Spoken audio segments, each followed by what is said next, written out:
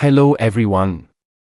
Welcome back to my channel, free full-length classic audiobooks. I hope all is well with you. Today, I will be introducing another Charles Dickens classic, A Christmas Carol. Bah! Humbug! With those two immortal words, Ebenezer Scrooge cemented his place as literature's most famous miser. Published in 1843, A Christmas Carol is Charles Dickens's beloved novella that single-handedly reshaped the way we celebrate Christmas itself. Hello everyone.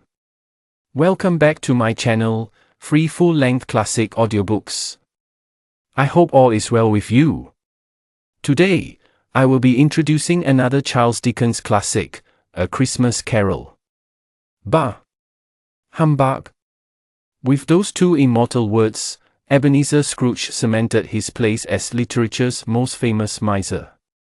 Published in 1843, A Christmas Carol is Charles Dickens's beloved novella that single-handedly reshaped the way we celebrate Christmas itself. Introduction. The combined qualities of the realist and the idealist, which Dickens possessed to a remarkable degree, together with his naturally jovial attitude toward life in general, seem to have given him a remarkably happy feeling toward Christmas, though the privations and hardships of his boyhood could have allowed him but little real experience with this day of days. Dickens gave his first formal expression to his Christmas thoughts in his series of small books, the first of which was the famous Christmas Carol, the one perfect chrysolite. The success of the book was immediate. Thackeray wrote of it, "Who can listen to objections regarding such a book as this?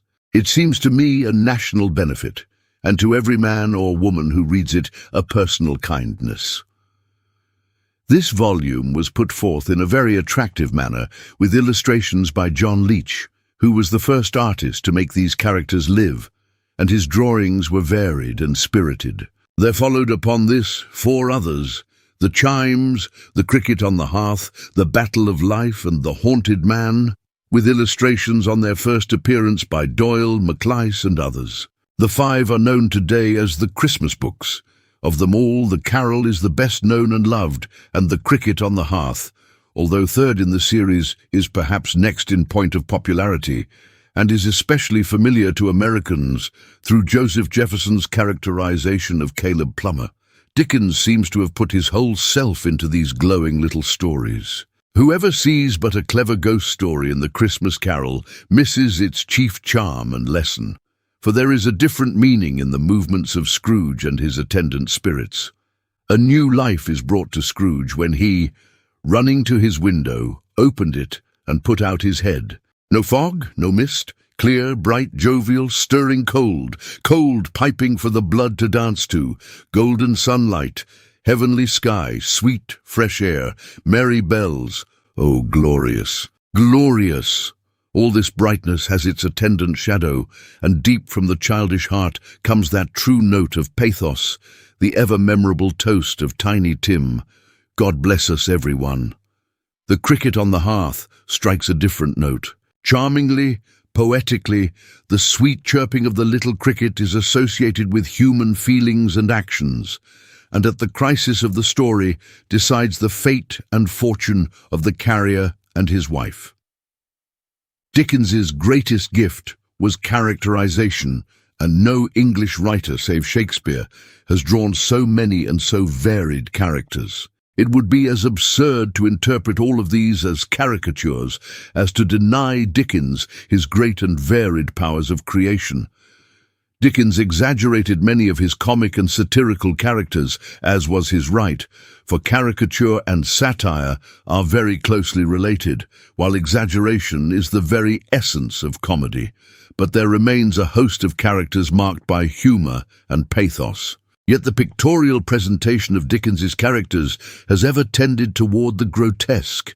The interpretations in this volume aim to eliminate the grosser phases of the caricature in favor of the more human. If the interpretations seem novel, if Scrooge be not as he has been pictured, it is because a more human Scrooge was desired. A Scrooge not wholly bad, a Scrooge of a better heart, a Scrooge to whom the resurrection described in this story was possible. It has been the illustrator's whole aim to make these people live in some form more fully consistent with their types. George Alfred Williams, Chatham, N.J.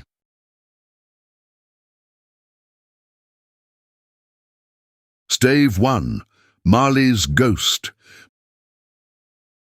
Marley was dead to begin with. There is no doubt whatever about that. The register of his burial was signed by the clergyman, the clerk, the undertaker, and the chief mourner. Scrooge signed it, and Scrooge's name was good upon change for anything he chose to put his hand to. Old Marley was as dead as a doornail. Mind, I don't mean to say that I know of my own knowledge what there is particularly dead about a doornail. I might have been inclined myself to regard a coffin nail as the deadest piece of ironmongery in the trade. But the wisdom of our ancestors is in the simile, and my unhallowed hands shall not disturb it, or the country's done for. You will therefore permit me to repeat emphatically that Marley was as dead as a doornail. Scrooge knew he was dead? Of course he did. How could it be otherwise? Scrooge and he were partners for I don't know how many years. Scrooge was his sole executor, his sole administrator, his sole assign, his sole residuary legatee, his sole friend and sole mourner. And even Scrooge was not so dreadfully cut up by the sad event, but that he was an excellent man of business on the very day of the funeral, and solemnized it with an undoubted bargain. The mention of Marley's funeral brings me back to the point I started from. There is no doubt that Marley was dead. This must be distinctly understood, or nothing wonderful can come of the story I am going to relate. If we were not perfectly convinced that Hamlet's father died before the play began, there would be nothing more remarkable in his taking a stroll at night in an easterly wind upon his own ramparts than there would be in any other middle-aged gentleman rashly turning out after dark in a breezy spot, say St. Paul's churchyard, for instance, literally to astonish his son's weak mind. Scrooge never painted out old Marley's name. There it stood years afterwards, above the warehouse door, Scrooge and Marley. The firm was known as Scrooge and Marley. Sometimes people new to the business called Scrooge and sometimes Marley, but he answered to both names. It was all the same to him.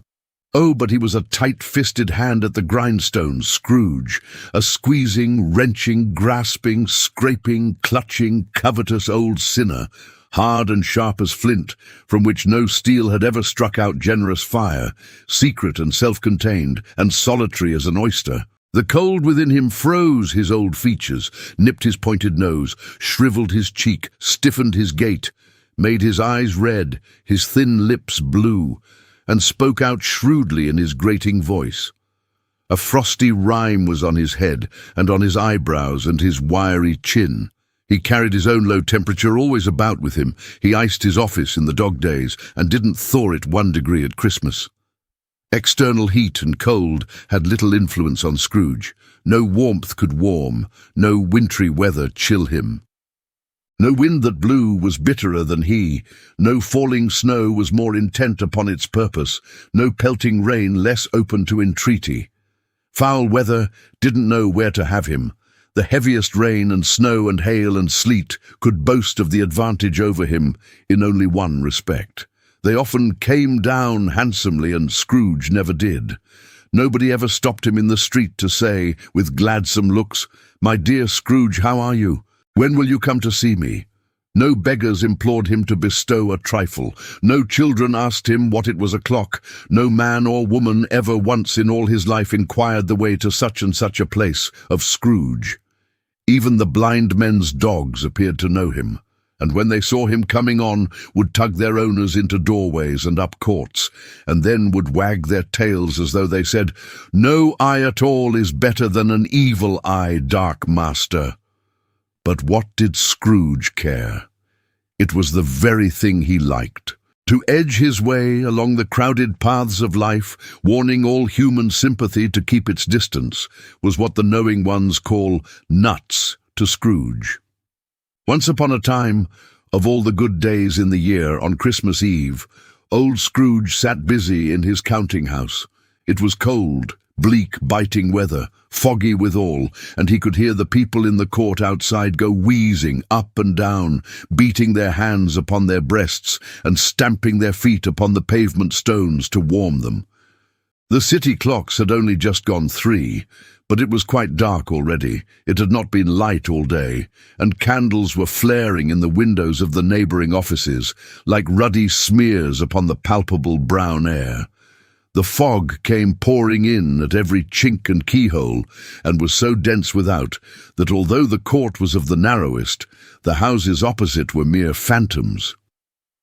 To see the dingy cloud come drooping down, obscuring everything, one might have thought that nature lived hard by and was brewing on a large scale. The door of Scrooge's counting-house was open, that he might keep his eye upon his clerk, who in a dismal little cell beyond, a sort of tank, was copying letters.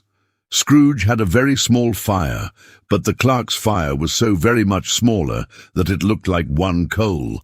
But he couldn't replenish it, for Scrooge kept the coal box in his own room, and so surely as the clerk came in with the shovel, the master predicted that it would be necessary for them to part. Wherefore the clerk put on his white comforter and tried to warm himself at the candle, in which effort, not being a man of strong imagination, he failed. "A Merry Christmas, Uncle, God save you!" cried a cheerful voice. It was the voice of Scrooge's nephew, who came upon him so quickly that this was the first intimation he had of his approach. "Bah!" said Scrooge. "Humbug!" He had so heated himself with rapid walking in the fog and frost, this nephew of Scrooge's, that he was all in a glow. His face was ruddy and handsome, his eyes sparkled, and his breath smoked again. "Christmas a humbug, Uncle," said Scrooge's nephew. "You don't mean that, I'm sure." "I do," said Scrooge. "Merry Christmas! What right have you to be merry? What reason have you to be merry? You're poor enough." "Come then," returned the nephew gaily. "What right have you to be dismal? What reason have you to be morose? You're rich enough." Scrooge, having no better answer ready on the spur of the moment, said, "Bah!" again, and followed it up with, "Humbug!" "Don't be cross, Uncle," said the nephew. "A Merry Christmas, Uncle! God save you!" cried a cheerful voice. "A Merry Christmas, Uncle! God save you!" cried a cheerful voice. "What else can I be," returned the uncle, "when I live in such a world of fools as this? Merry Christmas, out upon Merry Christmas. What's Christmas time to you but a time for paying bills without money, a time for finding yourself a year older and not an hour richer, a time for balancing your books and having every item in them through a round dozen of months presented dead against you?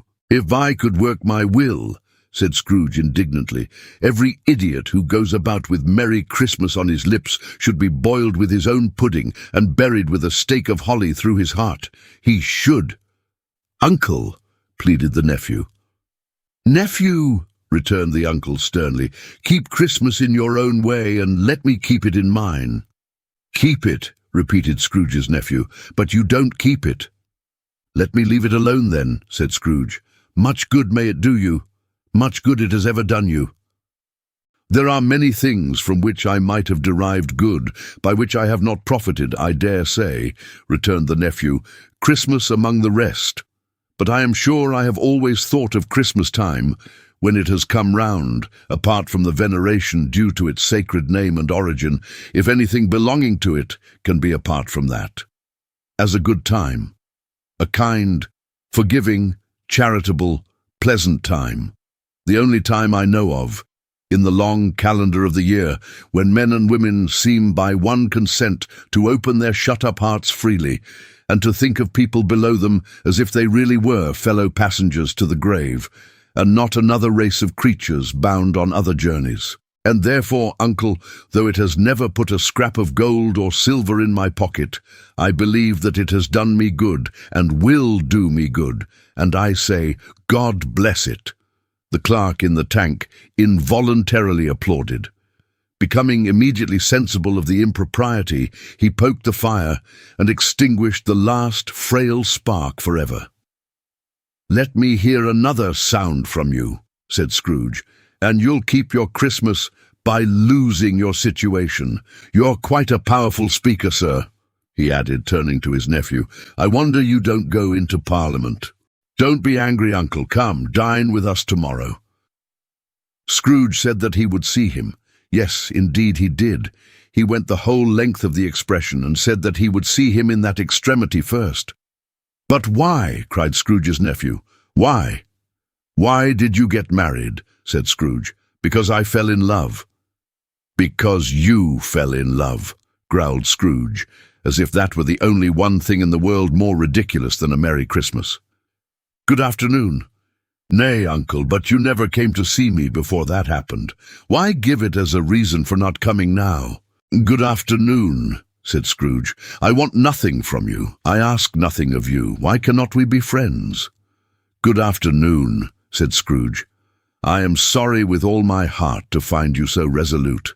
We have never had any quarrel to which I have been a party. But I have made the trial in homage to Christmas, and I'll keep my Christmas humour to the last. So a Merry Christmas, uncle."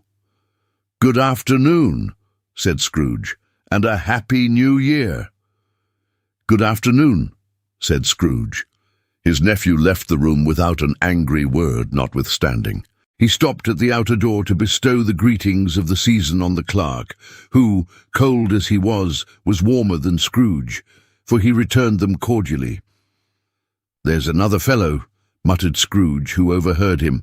"My clerk, with 15 shillings a week and a wife and family, talking about a Merry Christmas. I'll retire to Bedlam." This lunatic, in letting Scrooge's nephew out, had let 2 other people in. They were portly gentlemen, pleasant to behold, and now stood with their hats off in Scrooge's office. They had books and papers in their hands, and bowed to him. "Scrooge and Marley's, I believe," said one of the gentlemen, referring to his list. "Have I the pleasure of addressing Mr. Scrooge or Mr. Marley?" "Mr. Marley has been dead these 7 years, Scrooge replied. "He died 7 years ago, this very night." "We have no doubt his liberality is well represented by his surviving partner," said the gentleman, presenting his credentials. It certainly was, for they had been 2 kindred spirits. At the ominous word, liberality, Scrooge frowned and shook his head and handed the credentials back. "At this festive season of the year, Mr. Scrooge," said the gentleman, taking up a pen, "it is more than usually desirable that we should make some slight provision for the poor and destitute, who suffer greatly at the present time. Many thousands are in want of common necessaries. Hundreds of thousands are in want of common comforts, sir." "Are there no prisons?" asked Scrooge. "Plenty of prisons," said the gentleman, laying down the pen again. "And the union workhouses?" demanded Scrooge. "Are they still in operation?" "They are. Still," returned the gentleman. "I wish I could say they were not." "The treadmill and the poor law are in full vigour, then?" said Scrooge. "Both very busy, sir." "Oh, I was afraid, from what you said at first, that something had occurred to stop them in their useful course," said Scrooge. "I am very glad to hear it. Under the impression that they scarcely furnish Christian cheer of mind or body to the multitude," returned the gentleman. "A few of us are endeavouring to raise a fund to buy the poor some meat and drink and means of warmth. We choose this time because it is a time of all others when want is keenly felt and abundance rejoices. What shall I put you down for?" "Nothing," Scrooge replied. "You wish to be anonymous." "I wish to be left alone," said Scrooge. "Since you ask me what I wish, gentlemen, that is my answer. I don't make merry myself at Christmas, and I can't afford to make idle people merry. I help to support the establishments I have mentioned. They cost enough, and those who are badly off must go there. Many can't go there, and many would rather die." "If they would rather die," said Scrooge, They had better do it and decrease the surplus population. Besides, excuse me, I don't know that. But you might know it, observed the gentleman. It's not my business, Scrooge returned. It's enough for a man to understand his own business and not to interfere with other people's. Mine occupies me constantly. Good afternoon, gentlemen. Seeing clearly that it would be useless to pursue their point, the gentleman withdrew. Scrooge resumed his labours with an improved opinion of himself, and in a more facetious temper than was usual with him. Meanwhile, the fog and darkness thickened so that people ran about with flaring links, proffering their services to go before horses in carriages and conduct them on their way. The ancient tower of a church, whose gruff old bell was always peeping slyly down at Scrooge out of a Gothic window in the wall, became invisible and struck the hours and quarters in the clouds with tremulous vibrations afterwards, as if its teeth were chattering in its frozen head up there. The cold became intense. In the main street, at the corner of the court, some labourers were repairing the gas pipes and had lighted a great fire in a brazier, round which a party of ragged men and boys were gathered, warming their hands and winking their eyes before the blaze in rapture. The water plug being left in solitude, its overflowing suddenly congealed and turned to misanthropic ice. The brightness of the shops, where holly sprigs and berries crackled in the lamp heat of the windows, made pale faces ruddy as they passed. Poulterers' and grocers' trades became a splendid joke, a glorious pageant, with which it was next to impossible to believe that such dull principles as bargain and sale had anything to do.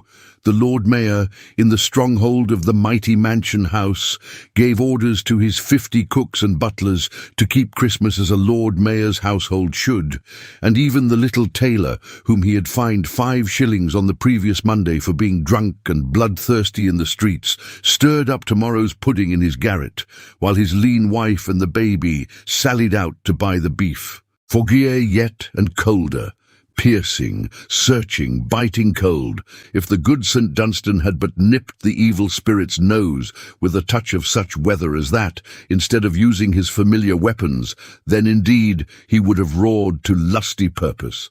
The owner of one scant young nose, gnawed and mumbled by the hungry cold, as bones are gnawed by dogs, stooped down at Scrooge's keyhole to regale him with a Christmas carol. But, at the first sound of "God bless you, merry gentlemen, may nothing you dismay," Scrooge seized the ruler with such energy of action that the singer fled in terror, leaving the keyhole to the fog, and even more congenial frost. At length the hour of shutting up the counting-house arrived. With an ill will, Scrooge dismounted from his stool, and tacitly admitted the fact to the expectant clerk in the tank, who instantly snuffed his candle out and put on his hat. "You'll want all day tomorrow, I suppose," said Scrooge. "If quite convenient, sir." "It's not convenient," said Scrooge, "and it's not fair. If I was to stop £half-a-crown for it, you'd think yourself ill-used, I'll be bound." The clerk smiled faintly. "And yet," said Scrooge, "you don't think me ill-used when I pay a day's wages for no work." The clerk observed that it was only once a year. "A poor excuse for picking a man's pocket every 25th of December," said Scrooge, buttoning his greatcoat to the chin. "But I suppose you must have the whole day. Be here all the earlier next morning." The clerk promised that he would, and Scrooge walked out with a growl. The office was closed in a twinkling, and the clerk, with the long ends of his white comforter dangling below his waist, for he boasted no great coat, went down a slide on Cornhill, at the end of a lane of boys, 20 times, in honour of its being Christmas Eve, and then ran home to Camden Town as hard as he could pelt to play at blindman's buff. Scrooge took his melancholy dinner in his usual melancholy tavern, and having read all the newspapers and beguiled the rest of the evening with his banker's book, went home to bed. He lived in chambers, which had once belonged to his deceased partner. They were a gloomy suite of rooms, in a lowering pile of building up a yard, where it had so little business to be, that one could scarcely help fancying it must have run there when it was a young house, playing at hide-and-seek with other houses, and have forgotten the way out again. It was old enough now, and dreary enough, for nobody lived in it but Scrooge, the other rooms being all let out as offices. The yard was so dark that even Scrooge, who knew its every stone, was fain to grope with his hands. The fog and frost so hung about the black old gateway of the house that it seemed as if the genius of the weather sat in mournful meditation on the threshold. Now, it is a fact that there was nothing at all particular about the knocker on the door, except that it was very large. It is also a fact that Scrooge had seen it night and morning during his whole residence in that place. Also that Scrooge had as little of what is called fancy about him as any man in the city of London, even including, which is a bold word, the corporation, alderman, and livery. Let it also be borne in mind that Scrooge had not bestowed one thought on Marley since his last mention of his 7 years dead partner that afternoon. And then let any man explain to me, if he can, how it happened that Scrooge, having his key in the lock of the door, saw in the knocker without its undergoing any intermediate process of change, not a knocker, but Marley's face. Marley's face. It was not in impenetrable shadow, as the other objects in the yard were, but had a dismal light about it, like a bad lobster in a dark cellar. It was not angry or ferocious, but looked at Scrooge as Marley used to look, with ghostly spectacles turned up on its ghostly forehead. The hair was curiously stirred, as if by breath of hot air, and though the eyes were wide open, they were perfectly motionless. That, and its livid colour, made it horrible. But its horror seemed to be in spite of the face and beyond its control, rather than a part of its own expression. As Scrooge looked fixedly at this phenomenon, it was a knocker again. To say that he was not startled, or that his blood was not conscious of a terrible sensation to which it had been a stranger from infancy, would be untrue. But he put his hand upon the key he had relinquished, turned it sturdily, walked in, and lighted his candle. He did pause, with a moment's irresolution before he shut the door, and he did look cautiously behind it first, as if he half expected to be terrified with the sight of Marley's pigtails sticking out into the hall. But there was nothing on the back of the door, except the screws and nuts that held the knocker on, so he said, "Pooh, pooh," and closed it with a bang. The sound resounded through the house like thunder. Every room above, and every cask in the wine merchant's cellars below, appeared to have a separate peal of echoes of its own. Scrooge was not a man to be frightened by echoes. He fastened the door and walked across the hall and up the stairs, slowly too, trimming his candle as he went. You may talk vaguely about driving a coach and 6 up a good old flight of stairs, or through a bad young Act of Parliament, but I mean to say you might have got a hearse up that staircase and taken it broadwise, with the splinter bar towards the wall and the door towards the balustrades, and done it easy. There was plenty of width for that, and room to spare, which is perhaps the reason why Scrooge thought he saw a locomotive hearse going on before him in the gloom. Half a dozen gas lamps out of the street wouldn't have lighted the entry too well, so you may suppose that it was pretty dark with Scrooge's dip. Up Scrooge went, not caring a button for that. Darkness is cheap, and Scrooge liked it. But before he shut his heavy door, he walked through his rooms to see that all was right. He had just enough recollection of the face to desire to do that. Sitting room, bedroom, lumber room. All as they should be. Nobody under the table, nobody under the sofa. A small fire in the grate, spoon and basin ready, and the little saucepan of gruel, Scrooge had a cold in his head, upon the hob. Nobody under the bed, nobody in the closet, nobody in his dressing gown, which was hanging up in a suspicious attitude against the wall. Lumber room as usual, old fireguard, old shoes, 2 fish baskets, washing stand on 3 legs, and a poker. Quite satisfied, he closed his door and locked himself in. Double locked himself in, which was not his custom. Thus secured against surprise, he took off his cravat, put on his dressing gown and slippers and his nightcap, and sat down before the fire to take his gruel. It was a very low fire indeed, nothing on such a bitter night. He was obliged to sit close to it and brood over it before he could extract the least sensation of warmth from such a handful of fuel. The fireplace was an old one, built by some Dutch merchant long ago, and paved all round with quaint Dutch tiles, designed to illustrate the scriptures. There were Cains and Abels, Pharaoh's daughters, queens of Sheba, angelic messengers descending through the air on clouds like feather beds, Abrahams, Belshazzars, apostles putting off to sea in butterboats, hundreds of figures to attract his thoughts. And yet that face of Marley, 7 years dead, came like the ancient prophet's rod, and swallowed up the whole. If each smooth tile had been a blank at first, with power to shape some picture on its surface from the disjointed fragments of his thoughts, there would have been a copy of old Marley's head on every one. "Humbug!" said Scrooge, and walked across the room. After several turns he sat down again. As he threw his head back in the chair, his glance happened to rest upon a bell, a disused bell that hung in the room, and communicated, for some purpose now forgotten, with a chamber in the highest story of the building. It was with great astonishment, and with a strange, inexplicable dread, that, as he looked, he saw this bell begin to swing. It swung so softly in the outset that it scarcely made a sound, but soon it rang out loudly, and so did every bell in the house. This might have lasted half a minute or a minute, but it seemed an hour. The bells ceased as they had begun, together. They were succeeded by a clanking noise deep down below, as if some person were dragging a heavy chain over the casks in the wine merchant's cellar. Scrooge then remembered to have heard that ghosts in haunted houses were described as dragging chains.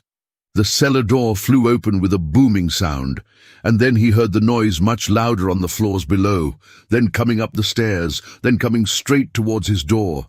"It's humbug still," said Scrooge. "I won't believe it." His colour changed, though, when, without a pause, it came on through the heavy door and passed into the room before his eyes. Upon its coming in, the dying flame leaped up, as though it cried, "I know him, Marley's ghost," and fell again. The same face, the very same. Marley in his pigtail, usual waistcoat, tights and boots, the tassels on the latter bristling like his pigtail and his coat skirts, and the hair upon his head.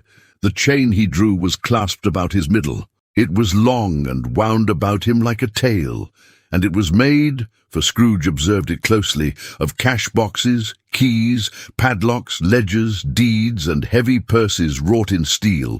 His body was transparent, so that Scrooge, observing him and looking through his waistcoat, could see the 2 buttons on his coat behind. Scrooge had often heard it said that Marley had no bowels, but he had never believed it until now. No, nor did he believe it even now, though he looked the phantom through and saw it standing before him, though he felt the chilling influence of its death-cold eyes, and marked the very texture of the folded kerchief bound about its head and chin, which wrapper he had not observed before. He was still incredulous, and fought against his senses. "How now?" said Scrooge, caustic and cold as ever. "What do you want with me?" "Much!" Marley's voice, no doubt about it. "Who are you?" "Ask me who I was." "Who were you then?" said Scrooge, raising his voice.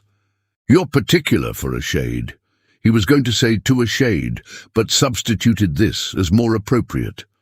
"In life, I was your partner, Jacob Marley." Can you sit down?" asked Scrooge, looking doubtfully at him. "I can." "Do it, then." Scrooge asked the question because he didn't know whether a ghost so transparent might find himself in a condition to take a chair, and felt that, in the event of its being impossible, it might involve the necessity of an embarrassing explanation. But the ghost sat down on the opposite side of the fireplace, as if he were quite used to it. "You don't believe in me," observed the ghost. "I don't," said Scrooge. "What evidence would you have of my reality beyond that of your own senses?" "I don't know," said Scrooge. "Why do you doubt your senses?" "Because," said Scrooge, "a little thing affects them. A slight disorder of the stomach makes them cheats. You may be an undigested bit of beef, a blot of mustard, a crumb of cheese, a fragment of an underdone potato. There's more of gravy than of grave about you, whatever you are." Scrooge was not much in the habit of cracking jokes, nor did he feel in his heart by any means waggish then.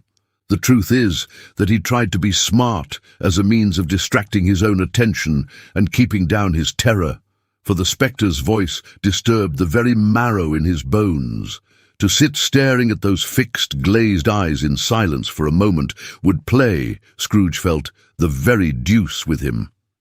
There was something very awful, too, in the spectre's being provided with an infernal atmosphere of his own. Scrooge could not feel it himself, but this was clearly the case. For though the ghost sat perfectly motionless, its hair and skirts and tassels were still agitated as by the hot vapour from an oven. "You see this toothpick?" said Scrooge, returning quickly to the charge, for the reason just assigned, and wishing, though it were only for a second, to divert the vision's stony gaze from himself. "I do," replied the ghost. "You are not looking at it," said Scrooge. "But I see it," said the ghost, notwithstanding. "Well," returned Scrooge, "I have but to swallow this, and be for the rest of my days persecuted by a legion of goblins, all of my own creation. Humbug, I tell you, humbug!" At this the spirit raised a frightful cry, and shook its chain with such a dismal and appalling noise that Scrooge held on tight to his chair to save himself from falling in a swoon.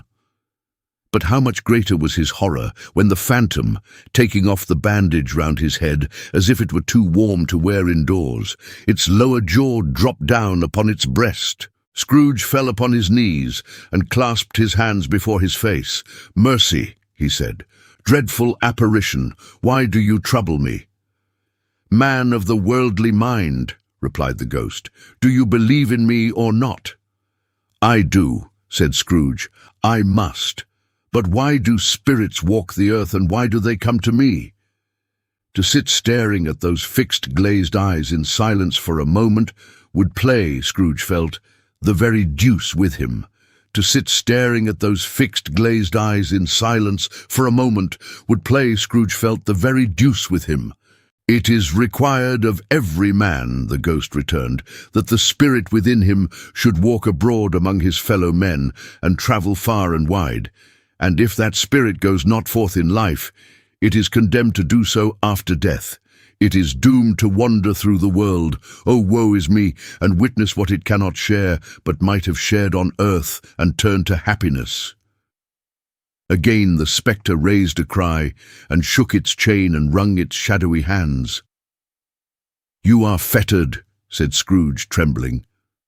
"Tell me why." "I wear the chain I forged in life," replied the ghost. "I made it link by link and yard by yard. I girded it on of my own free will, and of my own free will I wore it. Is its pattern strange to you?" Scrooge trembled more and more.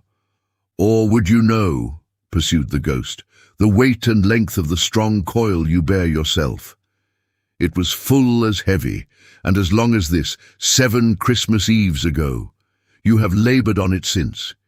It is a ponderous chain."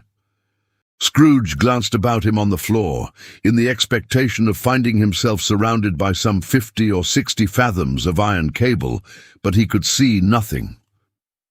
"Jacob," he said imploringly, "old Jacob Marley, tell me more.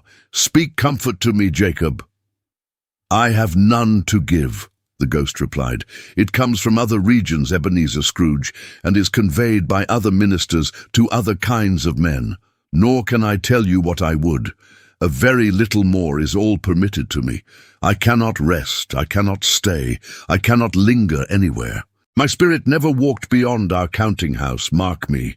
In life, my spirit never roved beyond the narrow limits of our money-changing hole, and weary journeys lie before me."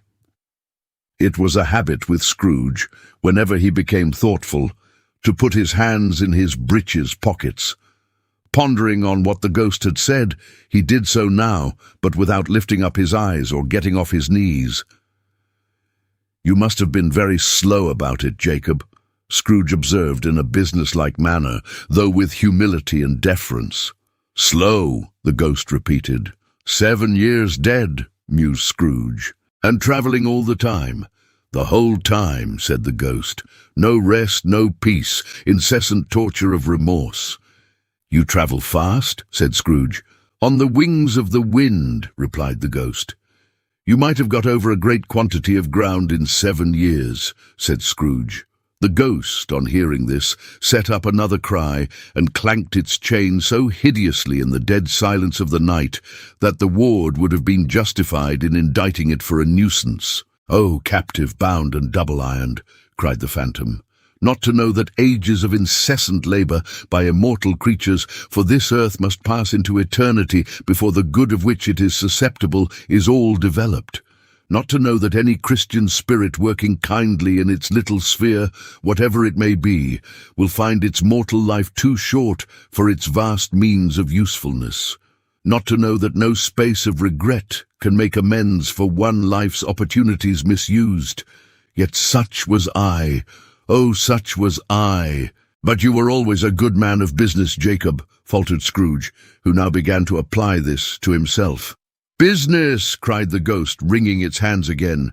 "Mankind was my business. The common welfare was my business. Charity, mercy, forbearance, and benevolence were all my business. The dealings of my trade were but a drop of water in the comprehensive ocean of my business." It held up its chain at arm's length, as if that were the cause of all its unavailing grief, and flung it heavily upon the ground again. "At this time of the rolling year," the spectre said, "I suffer most. Why did I walk through crowds of fellow beings with my eyes turned down, and never raise them to that blessed star which led the wise men to a poor abode? Were there no poor homes to which its light would have conducted me?" Scrooge was very much dismayed to hear the spectre going on at this rate, and began to quake exceedingly. "Hear me!" cried the ghost. "My time is nearly gone." "I will," said Scrooge. "But don't be hard upon me. Don't be flowery, Jacob, pray. How it is that I appear before you in a shape that you can see, I may not tell. I have sat invisible beside you many and many a day." It was not an agreeable idea. Scrooge shivered and wiped the perspiration from his brow. "That is no light part of my penance," pursued the ghost. "I am here tonight to warn you that you have yet a chance and hope of escaping my fate. A chance and hope of my procuring, Ebenezer."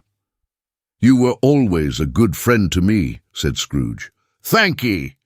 "You will be haunted," resumed the ghost, "by 3 spirits. Scrooge's countenance fell almost as low as the ghost's had done. "Is that the chance and hope you mentioned, Jacob?" he demanded in a faltering voice. "It is." I think I'd rather not," said Scrooge. "Without their visits," said the ghost, "you cannot hope to shun the path I tread. Expect the first tomorrow, when the bell tolls 1. "Couldn't I take 'em all at once and have it over, Jacob?" hinted Scrooge. "Expect the second on the next night at the same hour. The third upon the next night when the last stroke of 12 has ceased to vibrate. Look to see me no more, and look that, for your own sake, you remember what has passed between us." When it had said these words, the spectre took its wrapper from the table and bound it round its head as before. Scrooge knew this by the smart sound its teeth made when the jaws were brought together by the bandage. He ventured to raise his eyes again, and found his supernatural visitor confronting him in an erect attitude, with its chain wound over and about its arm. The apparition walked backward from him, and at every step it took, the window raised itself a little, so that when the spectre reached it, it was wide open. It beckoned Scrooge to approach, which he did. When they were within 2 paces of each other, Marley's ghost held up its hand, warning him to come no nearer. Scrooge stopped, not so much in obedience as in surprise and fear, for on the raising of the hand he became sensible of confused noises in the air. incoherent sounds of lamentation and regret, wailings inexpressibly sorrowful and self-accusatory. The spectre, after listening for a moment, joined in the mournful dirge and floated out upon the bleak, dark night. Scrooge followed to the window, desperate in his curiosity. He looked out. The air was filled with phantoms, wandering hither and thither in restless haste and moaning as they went. Every one of them wore chains like Marley's ghost. Some few, they might be guilty governments, were linked together. None were free. Many had been personally known to Scrooge in their lives. He had been quite familiar with one old ghost in a white waistcoat, with a monstrous iron safe attached to its ankle, who cried piteously at being unable to assist a wretched woman with an infant whom it saw below upon a doorstep. The misery with them all was, clearly, that they sought to interfere for good in human matters and had lost the power forever. Whether these creatures faded into mist or mist enshrouded them, he could not tell.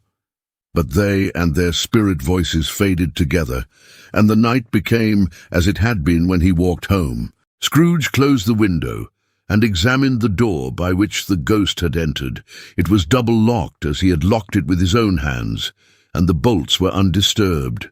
He tried to say "humbug," but stopped at the first syllable, and being, from the emotion he had undergone, or the fatigues of the day, or his glimpse of the invisible world, or the dull conversation of the ghost, or the lateness of the hour, much in need of repose, went straight to bed without undressing, and fell asleep upon the instant. Stave 2. The First of the Three Spirits. When Scrooge awoke, it was so dark that, looking out of bed, he could scarcely distinguish the transparent window from the opaque walls of his chamber. He was endeavouring to pierce the darkness with his ferret eyes when the chimes of a neighbouring church struck the 4 quarters, so he listened for the hour. To his great astonishment, the heavy bell went on from 6 to 7, and from 7 to 8, and regularly up to 12, then stopped. 12! It was past 2 when he went to bed. The clock was wrong. An icicle must have got into the works. 12. He touched the spring of his repeater to correct this most preposterous clock. Its rapid little pulse beat 12 and stopped. "Why, it isn't possible," said Scrooge, "that I can have slept through a whole day and far into another night. It isn't possible that anything has happened to the sun, and this is 12 at noon." The idea being an alarming one, he scrambled out of bed and groped his way to the window. He was obliged to rub the frost off with the sleeve of his dressing gown before he could see anything, and could see very little then. All he could make out was that it was still very foggy and extremely cold, and that there was no noise of people running to and fro and making a great stir, as there unquestionably would have been if night had beaten off bright day and taken possession of the world. This was a great relief, because 3 days after sight of this first of exchange, paid to Mr. Ebenezer Scrooge, or his order, and so forth, would have become a mere United States security if there were no days to count by. Scrooge went to bed again, and thought and thought and thought it over and over, and could make nothing of it. The more he thought, the more perplexed he was, and the more he endeavoured not to think, the more he thought. Marley's ghost bothered him exceedingly. Every time he resolved within himself, after mature inquiry, that it was all a dream, his mind flew back again, like a strong spring released, to its first position, and presented the same problem to be worked all through. Was it a dream or not? Scrooge lay in this state until the chime had gone 3/4 more, when he remembered on a sudden that the ghost had warned him of a visitation when the bell tolled one. He resolved to lie awake until the hour was past, and considering that he could no more go to sleep than go to heaven, this was perhaps the wisest resolution in his power. The quarter was so long that he was more than once convinced he must have sunk into a doze unconsciously and missed the clock. At length it broke upon his listening ear. "Ding dong!" "A quarter past," said Scrooge, counting. "Ding dong." "Half past," said Scrooge. "Ding dong." "A quarter to it," said Scrooge. "Ding dong." "The hour itself," said Scrooge triumphantly, "and nothing else." He spoke before the hour bell sounded, which it now did with a deep, dull, hollow, melancholy one. Light flashed up in the room upon the instant, and the curtains of his bed were drawn. The curtains of his bed were drawn aside, I tell you, by a hand. Not the curtains at his feet, nor the curtains at his back, but those to which his face was addressed. The curtains of his bed were drawn aside, and Scrooge, starting up into a half-recumbent attitude, found himself face to face with the unearthly visitor who drew them, as close to it as I am now to you, and I am standing in the spirit at your elbow. It was a strange figure, like a child, yet not so like a child as like an old man, viewed through some supernatural medium, which gave him the appearance of having receded from the view, and being diminished to a child's proportions. Its hair, which hung about its neck and down its back, was white, as if with age, and yet the face had not a wrinkle in it, and the tenderest bloom was on the skin. The arms were very long and muscular, the hands the same, as if its hold were of uncommon strength. Its legs and feet, most delicately formed, were, like those upper members, bare. It wore a tunic of the purest white, and round its waist was bound a lustrous belt, the sheen of which was beautiful. It held a branch of fresh green holly in its hand, and in singular contradiction of that wintry emblem had its dress trimmed with summer flowers. But the strangest thing about it was that from the crown of its head there sprung a bright, clear jet of light, by which all this was visible, and which was doubtless the occasion of its using, in its duller moments, a great extinguisher for a cap, which it now held under its arm. Even this, though, when Scrooge looked at it with increasing steadiness, was not its strangest quality. For as its belt sparkled and glittered, now in one part and now in another, and what was light one instant at another time was dark, so the figure itself fluctuated in its distinctness, being now a thing with one arm, now with one leg, now with 20 legs, now a pair of legs without a head, now a head without a body, of which dissolving parts no outline would be visible in the dense gloom wherein they melted away. And in the very wonder of this, it would be itself again, distinct and clear as ever. "Are you the spirit, sir, whose coming was foretold to me?" asked Scrooge. "I am." The voice was soft and gentle, singularly low, as if, instead of being so close beside him, it were at a distance. "Who and what are you?" Scrooge demanded. "I am the ghost of Christmas past." "Long past?" inquired Scrooge, observant of its dwarfish stature. "No, your past." Perhaps Scrooge could not have told anybody why, if anybody could have asked him, but he had a special desire to see the spirit in his cap, and begged him to be covered. "What?" exclaimed the ghost. "Would you so soon put out with worldly hands the light I give? Is it not enough that you are one of those whose passions made this cap, and force me through whole trains of years to wear it low upon my brow?" Scrooge reverently disclaimed all intention to offend, or any knowledge of having wilfully bonneted the spirit at any period of his life. He then made bold to inquire what business brought him there. "Your welfare," said the ghost. Scrooge expressed himself much obliged, but could not help thinking that a night of unbroken rest would have been more conducive to that end. The spirit must have heard him thinking, for it said immediately, "Your reclamation, then. Take heed."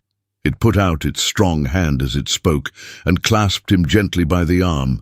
"Rise and walk with me." It would have been in vain for Scrooge to plead that the weather and the hour were not adapted to pedestrian purposes. That bed was warm, and the thermometer a long way below freezing, that he was clad but lightly in his slippers, dressing-gown, and nightcap, and that he had a cold upon him at that time. The grasp, though gentle as a woman's hand, was not to be resisted. He rose, but finding that the spirit made towards the window, clasped its robe in supplication. "I am a mortal," Scrooge remonstrated, "and liable to fall." "Bear but a touch of my hand there," said the spirit, laying it upon his heart, "and you shall be upheld in more than this." As the words were spoken, they passed through the wall and stood upon an open country road with fields on either hand. The city had entirely vanished. Not a vestige of it was to be seen. The darkness and the mist had vanished with it, for it was a clear, cold winter day with the snow upon the ground. "Good heaven!" said Scrooge, clasping his hands together as he looked about him. "I was bred in this place. I was a boy here." The spirit gazed upon him mildly. Its gentle touch, though it had been light and instantaneous, appeared still present to the old man's sense of feeling.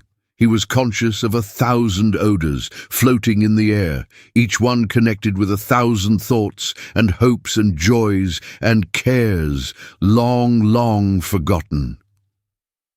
"Your lip is trembling," said the ghost, "and what is that upon your cheek?" Scrooge muttered, with an unusual catching in his voice, that it was a pimple, and begged the ghost to lead him where he would. "You recollect the way?" inquired the spirit. "Remember it," cried Scrooge with fervour. "I could walk it blindfold." "Strange to have forgotten it for so many years," observed the ghost. "Let us go on." "You recollect the way?" inquired the spirit. "Remember it," cried Scrooge with fervour. "I could walk it blindfold." "You recollect the way?" inquired the spirit. "Remember it," cried Scrooge with fervour. "I could walk it blindfold." They walked along the road, Scrooge recognizing every gate and post and tree, until a little market town appeared in the distance, with its bridge, its church, and winding river. Some shaggy ponies now were seen trotting towards them with boys upon their backs, who called to other boys in country gigs and carts, driven by farmers. All these boys were in great spirits, and shouted to each other, until the broad fields were so full of merry music that the crisp air laughed to hear it. "These are but shadows of the things that have been," said the ghost. "They have no consciousness of us." The jocund travellers came on, and as they came, Scrooge knew and named them everyone. Why was he rejoiced beyond all bounds to see them? Why did his cold eye glisten and his heart leap up as they went past? Why was he filled with gladness when he heard them give each other Merry Christmas as they parted at crossroads and byways for their several homes? What was Merry Christmas to Scrooge? Out upon Merry Christmas. What good had it ever done to him? "The school is not quite deserted," said the ghost. "A solitary child, neglected by his friends, is left there still." Scrooge said he knew it, and he sobbed. They left the high road by a well-remembered lane, and soon approached a mansion of dull red brick, with a little weathercock-surmounted cupola on the roof, and a bell hanging in it. It was a large house, but one of broken fortunes, for the spacious offices were little used, their walls were damp and mossy, their windows broken, and their gates decayed. Fowls clucked and strutted in the stables, and the coach-houses and sheds were overrun with grass. Nor was it more retentive of its ancient state within, for entering the dreary hall and glancing through the open doors of many rooms, they found them poorly furnished, cold, and vast. There was an earthly savour in the air, a chilly bareness in the place, which associated itself somehow with too much getting up by candlelight and not too much to eat. They went, the ghost and Scrooge, across the hall to a door at the back of the house. It opened before them and disclosed a long, bare, melancholy room, made barer still by lines of plain deal forms and desks. At one of these, a lonely boy was reading near a feeble fire, and Scrooge sat down upon a form and wept to see his poor forgotten self as he had used to be. Not a latent echo in the house, not a squeak and scuffle from the mice behind the panelling, not a drip from the half-thawed water-spout in the dull yard behind, not a sigh among the leafless boughs of one despondent poplar, not the idle swinging of an empty storehouse door. No, not a clicking in the fire, but fell upon the heart of Scrooge with softening influence and gave a freer passage to his tears. The spirit touched him on the arm and pointed to his younger self, intent upon his reading. Suddenly a man in foreign garments, wonderfully real and distinct to look at, stood outside the window with an axe stuck in his belt and leading by the bridle an ass laden with wood. "Why, it's Ali Baba!" Scrooge exclaimed in ecstasy. "It's dear old honest Ali Baba. Yes, yes, I know. One Christmas time when yonder solitary child was left here all alone, he did come for the first time just like that." "Poor boy, and Valentine," said Scrooge, "and his wild brother Orson, there they go. And what's his name, who was put down in his drawers, asleep at the gate of Damascus? Don't you see him? And the Sultan's groom turned upside down by the genie. There he is upon his head. Serve him right. I'm glad of it. What business had he to be married to the princess?" To hear Scrooge expending all the earnestness of his nature on such subjects in a most extraordinary voice between laughing and crying, and to see his heightened and excited face, would have been a surprise to his business friends in the city indeed. "Why, it's Ali Baba!" Scrooge exclaimed in ecstasy. "It's dear old honest Ali Baba. Why, it's Ali Baba!" Scrooge exclaimed in ecstasy. "It's dear old honest Ali Baba." "There's the parrot!" cried Scrooge. "Green body and yellow tail, with a thing like a lettuce growing out of the top of his head. There he is. Poor Robin Crusoe, he called him, when he came home again after sailing round the island. Poor Robin Crusoe! Where have you been, Robin Crusoe?" The man thought he was dreaming, but he wasn't. It was the parrot, you know. There goes Friday, running for his life to the little creek. "Hallo! Hoop! Hallo!" Then, with a rapidity of transition very foreign to his usual character, he said, in pity for his former self, "Poor boy!" and cried again. "I wish," Scrooge muttered, putting his hand in his pocket and looking about him after drying his eyes with his cuff, "but it's too late now." "What is the matter?" asked the spirit. "Nothing," said Scrooge. "Nothing. There was a boy singing a Christmas carol at my door last night.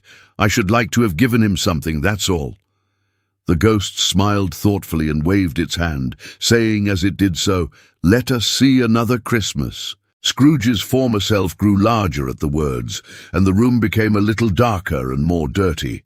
The panels shrunk, the windows cracked, fragments of plaster fell out of the ceiling, and the naked laths were shown instead. But how all this was brought about Scrooge knew no more than you do. He only knew that it was quite correct, that everything had happened so, that there he was, alone again, when all the other boys had gone home for the jolly holidays. He was not reading now, but walking up and down despairingly. Scrooge looked at the ghost, and with a mournful shaking of his head, glanced anxiously towards the door. It opened, and a little girl much younger than the boy came darting in, and putting her arms about his neck, and often kissing him, addressed him as her dear, dear brother. "I have come to bring you home, dear brother," said the child, clapping her tiny hands and bending down to laugh. "To bring you home, home, home." "Home, little fan," returned the boy. "Yes," said the child, brimful of glee. "Home for good and all, home for ever and ever. Father is so much kinder than he used to be, that home's like heaven. He spoke so gently to me one dear night when I was going to bed, that I was not afraid to ask him once more if you might come home, and he said yes, you should, and sent me in a coach to bring you. And you're to be a man," said the child, opening her eyes, "and are never to come back here. But first we're to be together all the Christmas long, and have the merriest time in all the world." "You are quite a woman, little fan," exclaimed the boy. She clapped her hands and laughed and tried to touch his head, but being too little, laughed again and stood on tiptoe to embrace him. Then she began to drag him, in her childish eagerness, towards the door, and he, nothing loath to go, accompanied her. A terrible voice in the hall cried, "Bring down Master Scrooge's box there." And in the hall appeared the schoolmaster himself, who glared on Master Scrooge with a ferocious condescension, and threw him into a dreadful state of mind by shaking hands with him. He then conveyed him and his sister into the veriest old well of a shivering best parlour that ever was seen, where the maps upon the wall and the celestial and terrestrial globes in the windows were waxy with cold.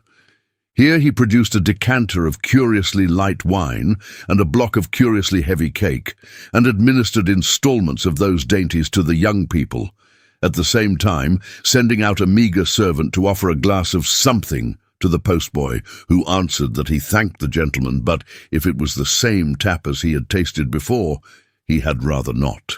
Master Scrooge's trunk being by this time tied onto the top of the chaise, the children bade the schoolmaster goodbye, right willingly, and getting into it, drove gaily down the garden sweep, the quick wheels dashing the hoar-frost and snow from off the dark leaves of the evergreens like spray. Always a delicate creature whom a breath might have withered, said the ghost, but she had a large heart. So she had, cried Scrooge. You're right.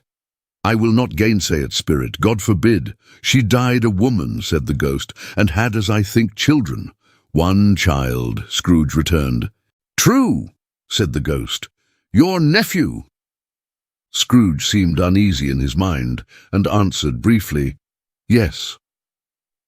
Although they had but that moment left the school behind them, they were now in the busy thoroughfares of a city, where shadowy passengers passed and repassed, where shadowy carts and coaches battled for the way, and all the strife and tumult of a real city were. It was made plain enough by the dressing of the shops that here, too, it was Christmas time again.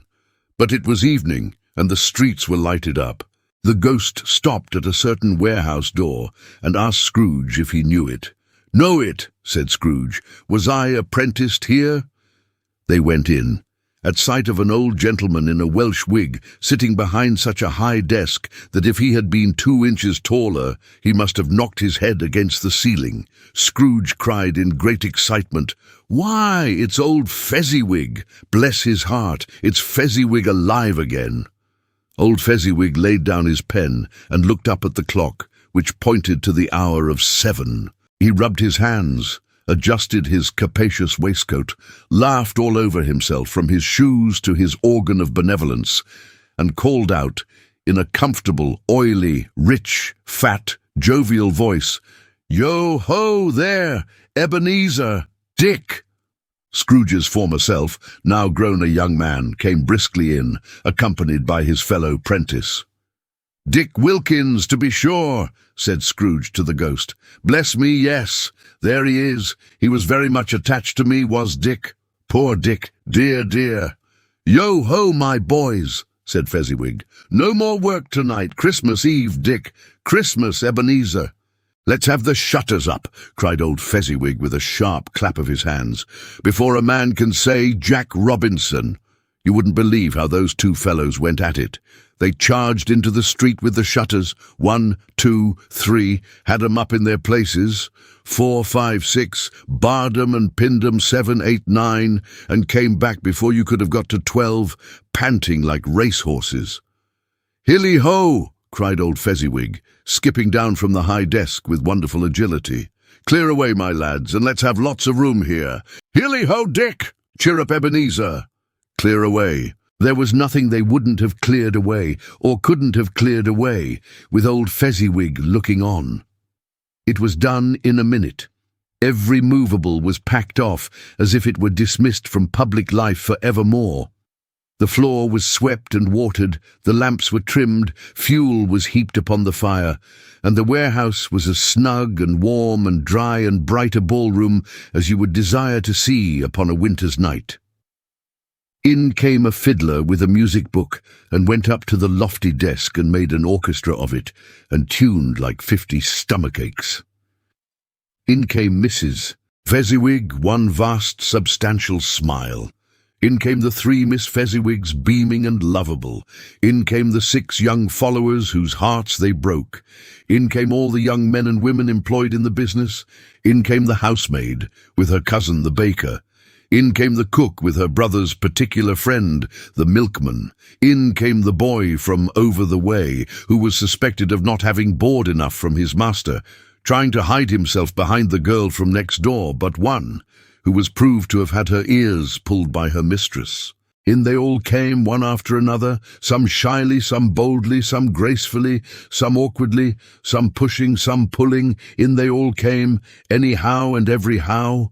Away they all went, 20 couple at once, hands half round and back again the other way, down the middle and up again, round and round in various stages of affectionate grouping. Old top couple always turning up in the wrong place. New top couple starting off again as soon as they got there. All top couples at last, and not a bottom one to help them. When this result was brought about, old Fezziwig, clapping his hands to stop the dance, cried out, "Well done!" And the fiddler plunged his hot face into a pot of porter, especially provided for that purpose. But scorning rest upon his reappearance, he instantly began again, though there were no dancers yet, as if the other fiddler had been carried home, exhausted, on a shutter, and he were a brand new man resolved to beat him out of sight, or perish. There were more dances, and there were forfeits, and more dances, and there was cake, and there was negus, and there was a great piece of cold roast, and there was a great piece of cold boiled, and there were mince pies, and plenty of beer. But the great effect of the evening came after the roast and boiled, when the fiddler, an artful dog, mind, the sort of man who knew his business better than you or I could have told it him, struck up Sir Roger de Coverley. Then old Fezziwig stood out to dance with Mrs. Fezziwig. Top couple too, with a good stiff piece of work cut out for them. 3 or 4 and 20 pair of partners, people who were not to be trifled with, people who would dance and had no notion of walking. But if they had been twice as many, 4 times, old Fezziwig would have been a match for them, and so would Mrs. Fezziwig. As to her, she was worthy to be his partner in every sense of the term. If that's not high praise, tell me higher, and I'll use it. A positive light appeared to issue from Fezziwig's calves. They shone in every part of the dance like moons. You couldn't have predicted at any given time what would become of them next. And when old Fezziwig and Mrs. Fezziwig had gone all through the dance, advance and retire, both hands to your partner, bow and curtsy, corkscrew, thread the needle, and back again to your place, Fezziwig cut so deftly that he appeared to wink with his legs, and came upon his feet again without a stagger. When the clock struck 11, this domestic ball broke up. Mr. and Mrs. Fezziwig took their stations, one on either side the door, and shaking hands with every person individually as he or she went out, wished him or her a Merry Christmas. When everybody had retired but the 2 prentices, they did the same to them, and thus the cheerful voices died away, and the lads were left to their beds, which were under a counter in the back shop. During the whole of this time Scrooge had acted like a man out of his wits. His heart and soul were in the scene, and with his former self. He corroborated everything, remembered everything, enjoyed everything, and underwent the strangest agitation. It was not until now, when the bright faces of his former self and Dick were turned from them, that he remembered the ghost, and became conscious that it was looking full upon him, while the light upon its head burnt very clear. "A small matter," said the ghost, "to make these silly folks so full of gratitude." "Small," echoed Scrooge. The spirit signed to him to listen to the 2 apprentices, who were pouring out their hearts in praise of Fezziwig, and when he had done so said, "Why, is it not? He has spent but a few pounds of your mortal money, 3 or 4 perhaps. Is that so much that he deserves this praise?" "It isn't that," said Scrooge, heated by the remark, and speaking unconsciously like his former, not his latter self. "It isn't that, spirit. He has the power to render us happy or unhappy, to make our service light or burdensome, a pleasure or a toil. Say that his power lies in words and looks, in things so slight and insignificant that it is impossible to add and count 'em up. What then? The happiness he gives is quite as great as if it cost a fortune." He felt the spirit's glance and stopped. "What is the matter?" asked the ghost. "Nothing particular," said Scrooge.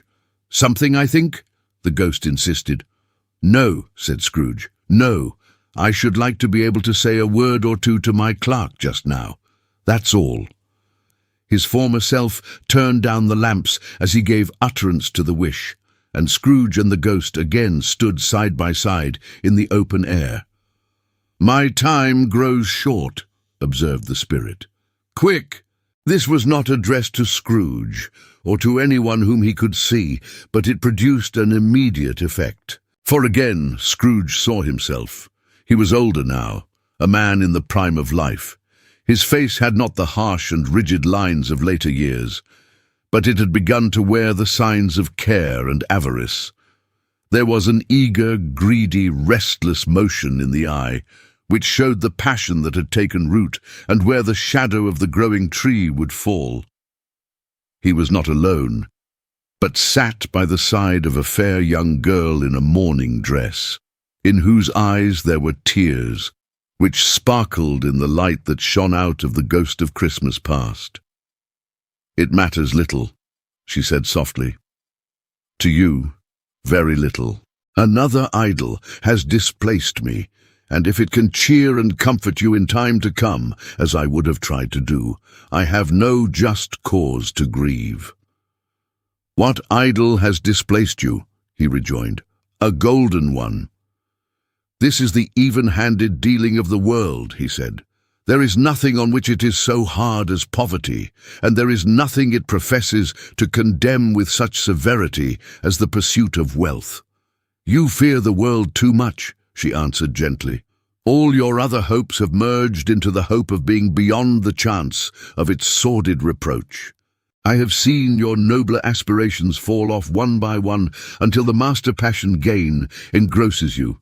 Have I not?" "What then?" he retorted. "Even if I have grown so much wiser, what then? I am not changed towards you." She shook her head. "Am I? Our contract is an old one. It was made when we were both poor and content to be so, until in good season we could improve our worldly fortune by our patient industry. You are changed. When it was made, you were another man." "I was a boy," he said impatiently. "Your own feeling tells you that you were not what you are," she returned. "I am. That which promised happiness when we were one in heart is fraught with misery now that we are two. How often and how keenly I have thought of this I will not say. It is enough that I have thought of it and can release you." "Have I ever sought release?" "In words? No, never." "In what then?" "In a changed nature, in an altered spirit, in another atmosphere of life, another hope as its great end. In everything that made my love of any worth or value in your sight." "If this had never been between us," said the girl, looking mildly, but with steadiness upon him, "tell me, would you seek me out and try to win me now?" "Ah, no." He seemed to yield to the justice of this supposition in spite of himself, but he said with a struggle, "You think not." "I would gladly think otherwise if I could," she answered. "Heaven knows. When I have learned a truth like this, I know how strong and irresistible it must be. But if you were free today, tomorrow, yesterday, can even I believe that you would choose a dowerless girl, you who, in your very confidence with her, weigh everything by gain? Or, choosing her, if for a moment you were false enough to your one guiding principle to do so, do I not know that your repentance and regret would surely follow? I do, and I release you, with a full heart, for the love of him you once were." He was about to speak, but, with her head turned from him, she resumed, "You may, the memory of what is past half makes me hope you will, have pain in this, a very, very brief time, and you will dismiss the recollection of it gladly as an unprofitable dream from which it happened well that you awoke. May you be happy in the life you have chosen." She left him, and they parted. "Spirit," said Scrooge, "show me no more. Conduct me home. Why do you delight to torture me?" "One shadow more," exclaimed the ghost. "No more?" cried Scrooge. "No more! I don't wish to see it. Show me no more." But the relentless ghost pinioned him in both his arms and forced him to observe what happened next. They were in another scene and place, a room not very large or handsome, but full of comfort. Near to the winter fire sat a beautiful young girl, so like that last that Scrooge believed it was the same, until he saw her, now a comely matron, sitting opposite her daughter. The noise in this room was perfectly tumultuous, for there were more children there than Scrooge in his agitated state of mind could count, and unlike the celebrated herd in the poem, they were not 40 children conducting themselves like one, but every child was conducting itself like 40. The consequences were uproarious beyond belief, but no one seemed to care. On the contrary, the mother and daughter laughed heartily and enjoyed it very much, and the latter, soon beginning to mingle in the sports, got pillaged by the young brigands most ruthlessly. What would I not have given to be one of them? Though I never could have been so rude, no, I wouldn't for the wealth of all the world have crushed that braided hair and torn it down, and for the precious little shoe I wouldn't have plucked it off, God bless my soul, to save my life. As to measuring her waist in sport, as they did bold young brood, I couldn't have done it. I should have expected my arm to have grown round it for a punishment, and never come straight again. And yet I should have dearly liked, I own, to have touched her lips, to have questioned her that she might have opened them, to have looked upon the lashes of her downcast eyes and never raised a blush, to have let loose waves of hair, an inch of which would be a keepsake beyond price. In short, I should have liked, I do confess, to have had the lightest license of a child, and yet to have been man enough to know its value. But now a knocking at the door was heard, and such a rush immediately ensued that she, with laughing face and plundered dress, was borne towards it in the centre of a flushed and boisterous group, just in time to greet the father, who came home attended by a man laden with Christmas toys and presents. Then the shouting and the struggling and the onslaught that was made on the defenceless porter. The scaling him, with chairs for ladders to dive into his pockets, despoil him of brown paper parcels, hold on tight by his cravat, hug him round the neck, pummel his back, and kick his legs in irrepressible affection. The shouts of wonder and delight with which the development of every package was received, the terrible announcement that the baby had been taken in the act of putting a doll's frying pan into his mouth, and was more than suspected of having swallowed a fictitious turkey glued on a wooden platter, the immense relief of finding this a false alarm, the joy and gratitude and ecstasy, they are all indescribable alike. It is enough that by degrees the children and their emotions got out of the parlour, and by one stair at a time up to the top of the house, where they went to bed and so subsided. And now Scrooge looked on more attentively than ever, when the master of the house, having his daughter leaning fondly on him, sat down with her and her mother at his own fireside, and when he thought that such another creature, quite as graceful and as full of promise, might have called him father, and been a springtime in the haggard winter of his life, his sight grew very dim indeed. "Belle," said the husband, turning to his wife with a smile, "I saw an old friend of yours this afternoon. Who was it?" "Guess. How can I?" "Tut, don't I know," she added in the same breath, laughing as he laughed. "Mr. Scrooge. Mr. Scrooge it was. I passed his office window, and as it was not shut up and he had a candle inside, I could scarcely help seeing him. His partner lies upon the point of death, I hear, and there he sat alone, quite alone in the world, I do believe." "Spirit," said Scrooge in a broken voice, "remove me from this place." "I told you these were shadows of the things that have been," said the ghost, "that they are what they are. Do not blame me." "Remove me!" Scrooge exclaimed. "I cannot bear it." He turned upon the ghost, and seeing that it looked upon him, with a face in which in some strange way there were fragments of all the faces it had shown him, wrestled with it. "Leave me, take me back, haunt me no longer."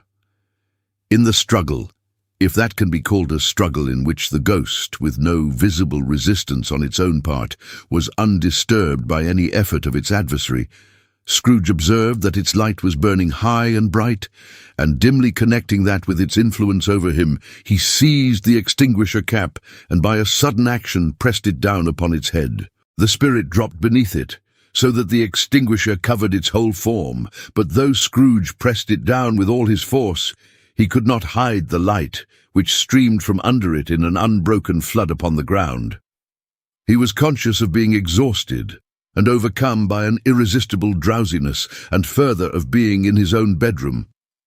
He gave the cap a parting squeeze, in which his hand relaxed, and had barely time to reel to bed before he sank into a heavy sleep. Stave 3, the second of the three spirits. Awaking in the middle of a prodigiously tough snore, and sitting up in bed to get his thoughts together, Scrooge had no occasion to be told that the bell was again upon the stroke of 1. He felt that he was restored to consciousness in the right nick of time, for the especial purpose of holding a conference with the second messenger dispatched to him through Jacob Marley's intervention. But finding that he turned uncomfortably cold when he began to wonder which of his curtains this new spectre would draw back, he put them everyone aside with his own hands, and, lying down again, established a sharp lookout all round the bed. For he wished to challenge the spirit on the moment of its appearance, and did not wish to be taken by surprise, and made nervous. Gentlemen of the free and easy sort, who plume themselves on being acquainted with a move or two, and being usually equal to the time of day, express the wide range of their capacity for adventure by observing that they are good for anything from pitch and toss to manslaughter, between which opposite extremes, no doubt, there lies a tolerably wide and comprehensive range of subjects. Without venturing for Scrooge quite as hardily as this, I don't mind calling on you to believe that he was ready for a good broad field of strange appearances, and that nothing between a baby and a rhinoceros would have astonished him very much. Now, being prepared for almost anything, he was not by any means prepared for nothing, and consequently, when the bell struck 1 and no shape appeared, he was taken with a violent fit of trembling. 5 minutes, 10 minutes, a quarter of an hour went by, yet nothing came. All this time he lay upon his bed, the very core and centre of a blaze of ruddy light, which streamed upon it when the clock proclaimed the hour, and which, being only light, was more alarming than a dozen ghosts, as he was powerless to make out what it meant, or would be at, and was sometimes apprehensive that he might be at that very moment an interesting case of spontaneous combustion, without having the consolation of knowing it. At last, however, he began to think, as you or I would have thought at first, for it is always the person not in the predicament who knows what ought to have been done in it, and would unquestionably have done it too. At last, I say, he began to think that the source and secret of this ghostly light might be in the adjoining room, from whence, on further tracing it, it seemed to shine. This idea taking full possession of his mind, he got up softly and shuffled in his slippers to the door.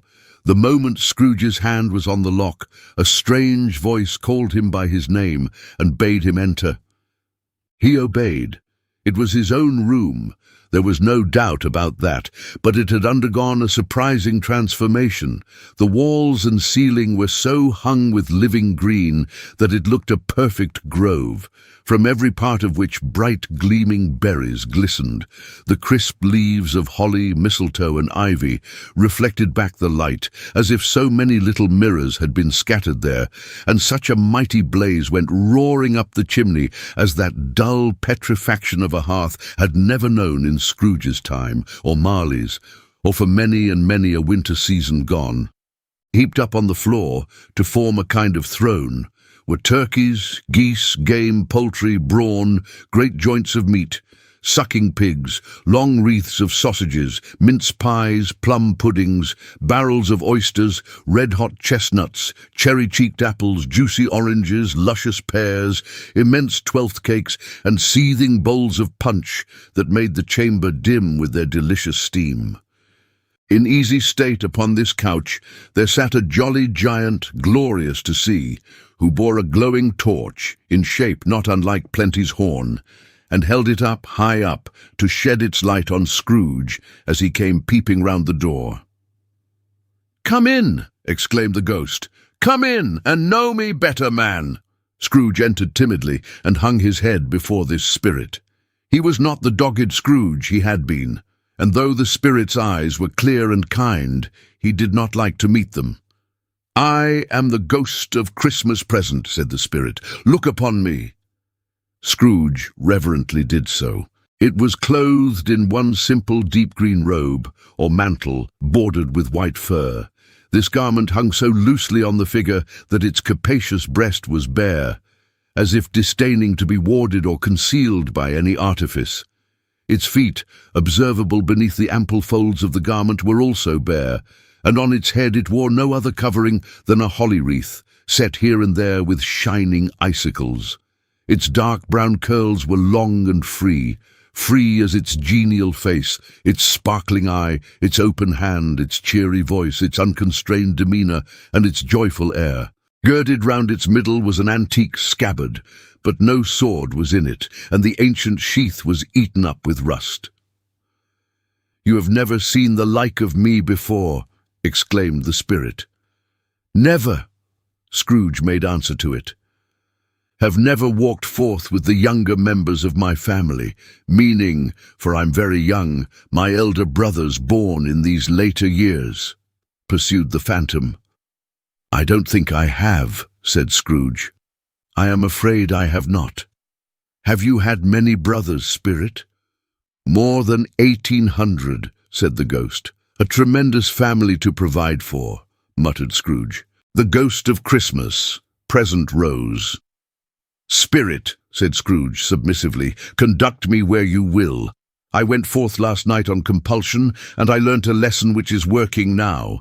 Tonight, if you have aught to teach me, let me profit by it." "Touch my robe!"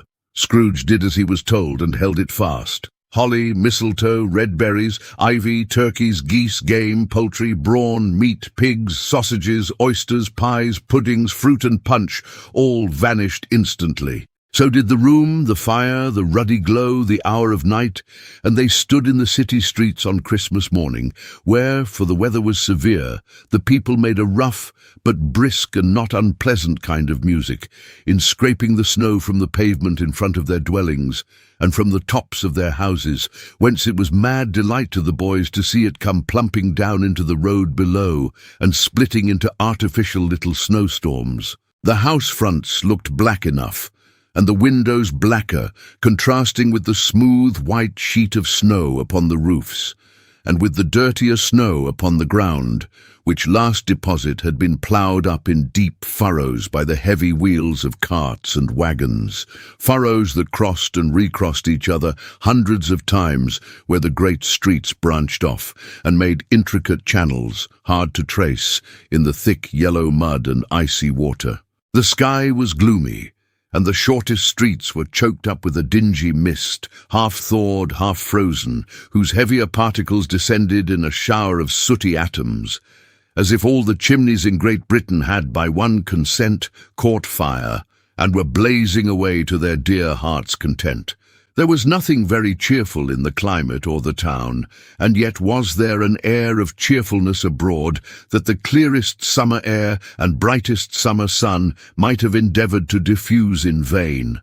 For the people who were shovelling away on the housetops were jovial and full of glee, calling out to one another from the parapets, and now and then exchanging a facetious snowball, better-natured missile far than many a wordy jest, laughing heartily if it went right, and not less heartily if it went wrong.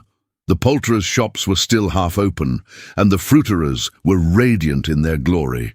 There were great round pot-bellied baskets of chestnuts, shaped like the waistcoats of jolly old gentlemen, lolling at the doors, and tumbling out into the street in their apoplectic opulence.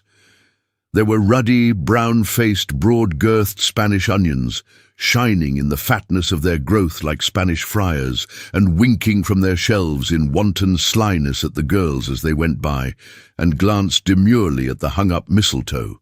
There were pears and apples clustered high in blooming pyramids, There were bunches of grapes, made, in the shopkeeper's benevolence, to dangle from conspicuous hooks that people's mouths might water gratis as they passed. There were piles of filberts, mossy and brown, recalling in their fragrance ancient walks among the woods and pleasant shufflings ankle-deep through withered leaves. There were Norfolk biffins, squab and swarthy, setting off the yellow of the oranges and lemons, and in the great compactness of their juicy persons, urgently entreating and beseeching to be carried home in paper bags and eaten after dinner. The very gold and silver fish, set forth among these choice fruits in a bowl, though members of a dull and stagnant-blooded race, appeared to know that there was something going on, and to a fish went gasping round and round their little world in slow and passionless excitement. The grocers, oh, the grocers, nearly closed, with perhaps 2 shutters down or 1, but through those gaps such glimpses. It was not alone that the scales descending on the counter made a merry sound, or that the twine and roller parted company so briskly, or that the canisters were rattled up and down like juggling tricks, or even that the blended scents of tea and coffee were so grateful to the nose, or even that the raisins were so plentiful and rare, the almonds so extremely white, the sticks of cinnamon so long and straight, the other spices so delicious, the candied fruits so caked and spotted with molten sugar as to make the coldest lookers-on feel faint and subsequently bilious. Nor was it that the figs were moist and pulpy, or that the French plums blushed in modest tartness from their highly decorated boxes, or that everything was good to eat and in its Christmas dress. But the customers were all so hurried and so eager in the hopeful promise of the day that they tumbled up against each other at the door, crashing their wicker baskets wildly, and left their purchases upon the counter, and came running back to fetch them, and committed hundreds of the like mistakes in the best humour possible, while the grocer and his people were so frank and fresh that the polished hearts with which they fastened their aprons behind might have been their own, worn outside for general inspection and for Christmas doors to peck at if they chose. But soon the steeples called good people all to church and chapel, and away they came, flocking through the streets in their best clothes and with their gayest faces. And at the same time there emerged from scores of by-streets, lanes, and nameless turnings innumerable people, carrying their dinners to the bakers' shops.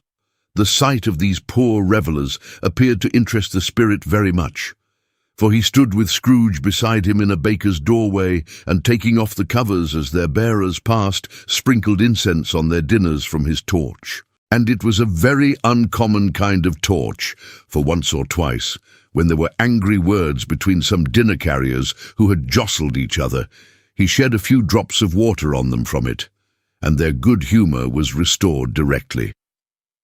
For they said, it was a shame to quarrel upon Christmas Day. And so it was. God love it, so it was. In time the bells ceased, and the bakers were shut up, and yet there was a genial shadowing forth of all these dinners, and the progress of their cooking in the thawed blotch of wet above each baker's oven, where the pavement smoked as if its stones were cooking too. "Is there a peculiar flavour in what you sprinkle from your torch?" asked Scrooge. "There is. My own." "Would it apply to any kind of dinner on this day?" asked Scrooge. "To any kindly given. To a poor one most." "Why to a poor one most?" asked Scrooge.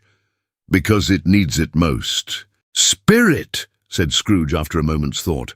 "I wonder you, of all the beings in the many worlds about us, should desire to cramp these people's opportunities of innocent enjoyment." "Aye!" cried the spirit. "You would deprive them of their means of dining every 7th day, often the only day on which they can be said to dine at all," said Scrooge. "Wouldn't you?" "Aye!" cried the spirit. "You seek to close these places on the 7th day," said Scrooge, "and it comes to the same thing." "I seek," exclaimed the spirit, "forgive me if I am wrong. It has been done in your name, or at least in that of your family," said Scrooge. "There are some upon this earth of yours," returned the spirit, "who lay claim to know us, and who do their deeds of passion, pride, ill will, hatred, envy, bigotry, and selfishness in our name, who are as strange to us and all our kith and kin as if they had never lived. Remember that, and charge their doings on themselves, not us." Scrooge promised that he would, and they went on, invisible, as they had been before, into the suburbs of the town. It was a remarkable quality of the ghost, which Scrooge had observed at the baker's, that notwithstanding his gigantic size, he could accommodate himself to any place with ease, and that he stood beneath a low roof quite as gracefully and like a supernatural creature as it was possible he could have done in any lofty hall. And perhaps it was the pleasure the good spirit had in showing off this power of his, or else it was his own kind, generous, hearty nature, and his sympathy with all poor men that led him straight to Scrooge's clerk's. For there he went, and took Scrooge with him, holding to his robe. And on the threshold of the door the spirit smiled and stopped to bless Bob Cratchit's dwelling with the sprinklings of his torch. Think of that. Bob had but 15 bob a week himself. He pocketed on Saturdays but 15 copies of his Christian name. And yet the ghost of Christmas present blessed his 4-roomed house. Then up rose Mrs. Cratchit, Cratchit's wife, dressed out but poorly in a twice-turned gown, but brave in ribbons, which are cheap, and make a goodly show for sixpence. And she laid the cloth, assisted by Belinda Cratchit, second of her daughters, also brave in ribbons. While Master Peter Cratchit plunged a fork into the saucepan of potatoes, and getting the corners of his monstrous shirt-collar, Bob's private property, conferred upon his son and heir in honour of the day, into his mouth, rejoiced to find himself so gallantly attired, and yearned to show his linen in the fashionable parks. And now 2 smaller Cratchits, boy and girl, came tearing in, screaming that outside the baker's they had smelt the goose, and known it for their own, and basking in luxurious thoughts of sage and onion, these young Cratchits danced about the table, and exalted Master Peter Cratchit to the skies, while he, not proud, although his collars nearly choked him, blew the fire, until the slow potatoes bubbling up knocked loudly at the saucepan lid to be let out and peeled. "What has ever got your precious father then?" said Mrs. Cratchit, "and your brother, Tiny Tim? And Martha warn't as late last Christmas Day by half an hour." "Here's Martha, mother," said a girl, appearing as she spoke. "Here's Martha, mother," cried the 2 young Cratchits. "Hurrah! There's such a goose, Martha." "Why, bless your heart alive, my dear, how late you are," said Mrs. Cratchit, kissing her a dozen times, and taking off her shawl and bonnet for her with officious zeal. "We'd a deal of work to finish up last night," replied the girl, "and had to clear away this morning, mother." "Well, never mind so long as you are come," said Mrs. Cratchit. "Sit ye down before the fire, my dear, and have a warm, Lord bless ye." "No, no, there's father coming," cried the 2 young Cratchits, who were everywhere at once. "Hide, Martha, hide." So Martha hid herself, and in came little Bob, the father, with at least 3 feet of comforter, exclusive of the fringe hanging down before him, and his threadbare clothes darned up and brushed to look seasonable, and Tiny Tim upon his shoulder. Alas for Tiny Tim, he bore a little crutch, and had his limbs supported by an iron frame. "Why, where's our Martha?" cried Bob Cratchit, looking round. "Not coming," said Mrs. Cratchit. "Not coming," said Bob, with a sudden declension in his high spirits, for he had been Tim's blood horse all the way from church, and had come home rampant. "Not coming upon Christmas Day." Martha didn't like to see him disappointed, if it were only in joke. So she came out prematurely from behind the closet door and ran into his arms, while the 2 young Cratchits hustled Tiny Tim and bore him off into the wash-house, that he might hear the pudding singing in the copper. "And how did little Tim behave?" asked Mrs.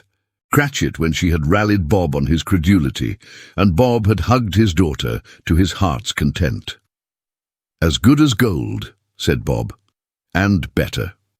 Somehow he gets thoughtful, sitting by himself so much, and thinks the strangest things you ever heard. He told me coming home that he hoped the people saw him in the church because he was a cripple, and it might be pleasant to them to remember upon Christmas Day who made lame beggars walk and blind men see. Bob's voice was tremulous when he told them this, and trembled more when he said that Tiny Tim was growing strong and hearty. His active little crutch was heard upon the floor, and back came Tiny Tim before another word was spoken, escorted by his brother and sister to his stool beside the fire. And while Bob, turning up his cuffs, as if, poor fellow, they were capable of being made more shabby, compounded some hot mixture in a jug with gin and lemons, and stirred it round and put it on the hob to simmer, Master Peter and the two ubiquitous young Cratchits went to fetch the goose, with which they soon returned in high procession. Such a bustle ensued that you might have thought a goose the rarest of all birds, a feathered phenomenon to which a black swan was a matter of course, and in truth it was something very like it in that house. Mrs. Cratchit made the gravy, ready beforehand in a little saucepan, hissing hot. Master Peter mashed the potatoes with incredible vigour. Miss Belinda sweetened up the applesauce. Martha dusted the hot plates. Bob took Tiny Tim beside him in a tiny corner at the table. The two young Cratchits set chairs for everybody, not forgetting themselves, and mounting guard upon their posts, crammed spoons into their mouths, lest they should shriek for goose before their turn came to be helped. At last the dishes were set on, and grace was said. It was succeeded by a breathless pause, as Mrs. Cratchit, looking slowly all along the carving knife, prepared to plunge it in the breast. But when she did, and when the long-expected gush of stuffing issued forth, one murmur of delight arose all round the board, and even Tiny Tim, excited by the two young Cratchits, beat on the table with the handle of his knife and feebly cried, "Hurrah!" There never was such a goose. Bob said he didn't believe there ever was such a goose cooked. Its tenderness and flavour, size and cheapness were the themes of universal admiration. Eked out by applesauce and mashed potatoes, it was a sufficient dinner for the whole family. Indeed, as Mrs. Cratchit said with great delight, surveying one small atom of a bone upon the dish, they hadn't ate it all at last. Yet everyone had had enough, and the youngest Cratchits, in particular, were steeped in sage and onion to the eyebrows. But now, the plates being changed by Miss Belinda, Mrs. Cratchit left the room alone, too nervous to bear witnesses, to take the pudding up and bring it in. Suppose it should not be done enough. Suppose it should break in turning out. Suppose somebody should have got over the wall of the backyard and stolen it, while they were merry with the goose, a supposition at which the two young Cratchits became livid. All sorts of horrors were supposed. Hullo! A great deal of steam. The pudding was out of the copper. A smell like a washing day. That was the cloth. A smell like an eating house and a pastry cook's next door to each other, with a laundress's next door to that. That was the pudding. In half a minute, Mrs. Cratchit entered, flushed but smiling proudly, with the pudding like a speckled cannonball, so hard and firm, blazing in half a quartern of ignited brandy, and bedight with Christmas holly stuck into the top. "Oh, a wonderful pudding," Bob Cratchit said, and calmly too, that he regarded it as the greatest success achieved by Mrs. Cratchit since their marriage. Mrs. Cratchit said that, now the weight was off her mind, she would confess she had her doubts about the quantity of flour. Everybody had something to say about it, but nobody said or thought it was at all a small pudding for a large family. It would have been flat heresy to do so. Any Cratchit would have blushed to hint at such a thing. At last the dinner was all done, the cloth was cleared, the hearth swept, and the fire made up. The compound in the jug being tasted and considered perfect, apples and oranges were put upon the table, and a shovel full of chestnuts on the fire. Then all the Cratchit family drew round the hearth in what Bob Cratchit called a circle, meaning half a one, and at Bob Cratchit's elbow stood the family display of glass. 2 tumblers and a custard cup without a handle. These held the hot stuff from the jug, however, as well as golden goblets would have done, and Bob served it out with beaming looks, while the chestnuts on the fire sputtered and cracked noisily. Then Bob proposed, "A Merry Christmas to us all, my dears. God bless us," which all the family re-echoed. "God bless us, every one," said Tiny Tim, the last of all. He sat very close to his father's side, upon his little stool. Bob held his withered little hand in his, as if he loved the child, and wished to keep him by his side, and dreaded that he might be taken from him. "Spirit," said Scrooge, with an interest he had never felt before, "tell me if Tiny Tim will live." "I see a vacant seat," replied the ghost, "in the poor chimney corner, and a crutch without an owner carefully preserved. If these shadows remain unaltered by the future, the child will die." "No, no," said Scrooge. "Oh, no, kind spirit, say he will be spared." "If these shadows remain unaltered by the future, none other of my race," returned the ghost, "will find him here." "What then? If he be like to die, he had better do it, and decrease the surplus population." Scrooge hung his head to hear his own words quoted by the spirit, and was overcome with penitence and grief. "Man," said the ghost, "if man you be in heart, not adamant, forbear that wicked cant until you have discovered what the surplus is, and where it is. Will you decide what men shall live, what men shall die? It may be that, in the sight of heaven, you are more worthless and less fit to live than millions like this poor man's child. O God, to hear the insect on the leaf pronouncing on the too much life among his hungry brothers in the dust."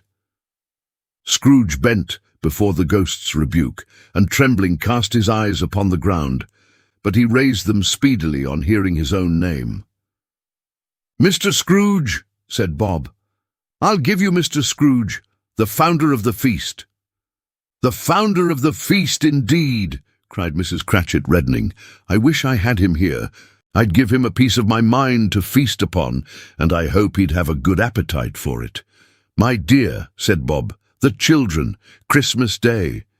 "It should be Christmas Day, I am sure," said she, "on which one drinks the health of such an odious, stingy, hard, unfeeling man as Mr. Scrooge. You know he is, Robert. Nobody knows it better than you do, poor fellow."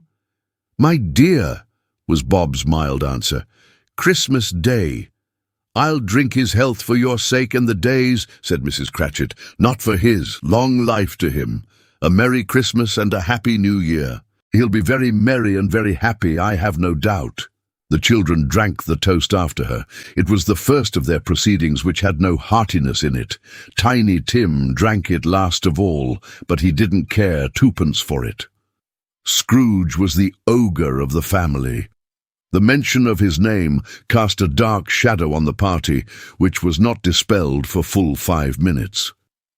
After it had passed away, they were 10 times merrier than before, from the mere relief of Scrooge the Baleful being done with.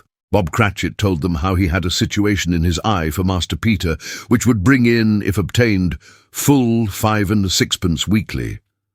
The 2 young Cratchits laughed tremendously at the idea of Peter's being a man of business, and Peter himself looked thoughtfully at the fire from between his collars, as if he were deliberating what particular investments he should favour when he came into the receipt of that bewildering income. Martha, who was a poor apprentice at a milliner's, then told them what kind of work she had to do, and how many hours she worked at a stretch, and how she meant to lie abed tomorrow morning for a good long rest, tomorrow being a holiday she passed at home. Also how she had seen a countess and a lord some days before, and how the lord was much about as tall as Peter, at which Peter pulled up his collars so high that you couldn't have seen his head if you had been there. All this time the chestnuts and the jug went round and round, and by they had a song about a lost child travelling in the snow from Tiny Tim, who had a plaintive little voice and sang it very well indeed. There was nothing of high mark in this. They were not a handsome family, they were not well dressed, their shoes were far from being waterproof, their clothes were scanty, and Peter might have known, and very likely did, the inside of a pawnbroker's. But they were happy, grateful, pleased with one another and contented with the time, and when they faded and looked happier yet in the bright sprinklings of the spirit's torch at parting, Scrooge had his eye upon them, and especially on Tiny Tim. until the last.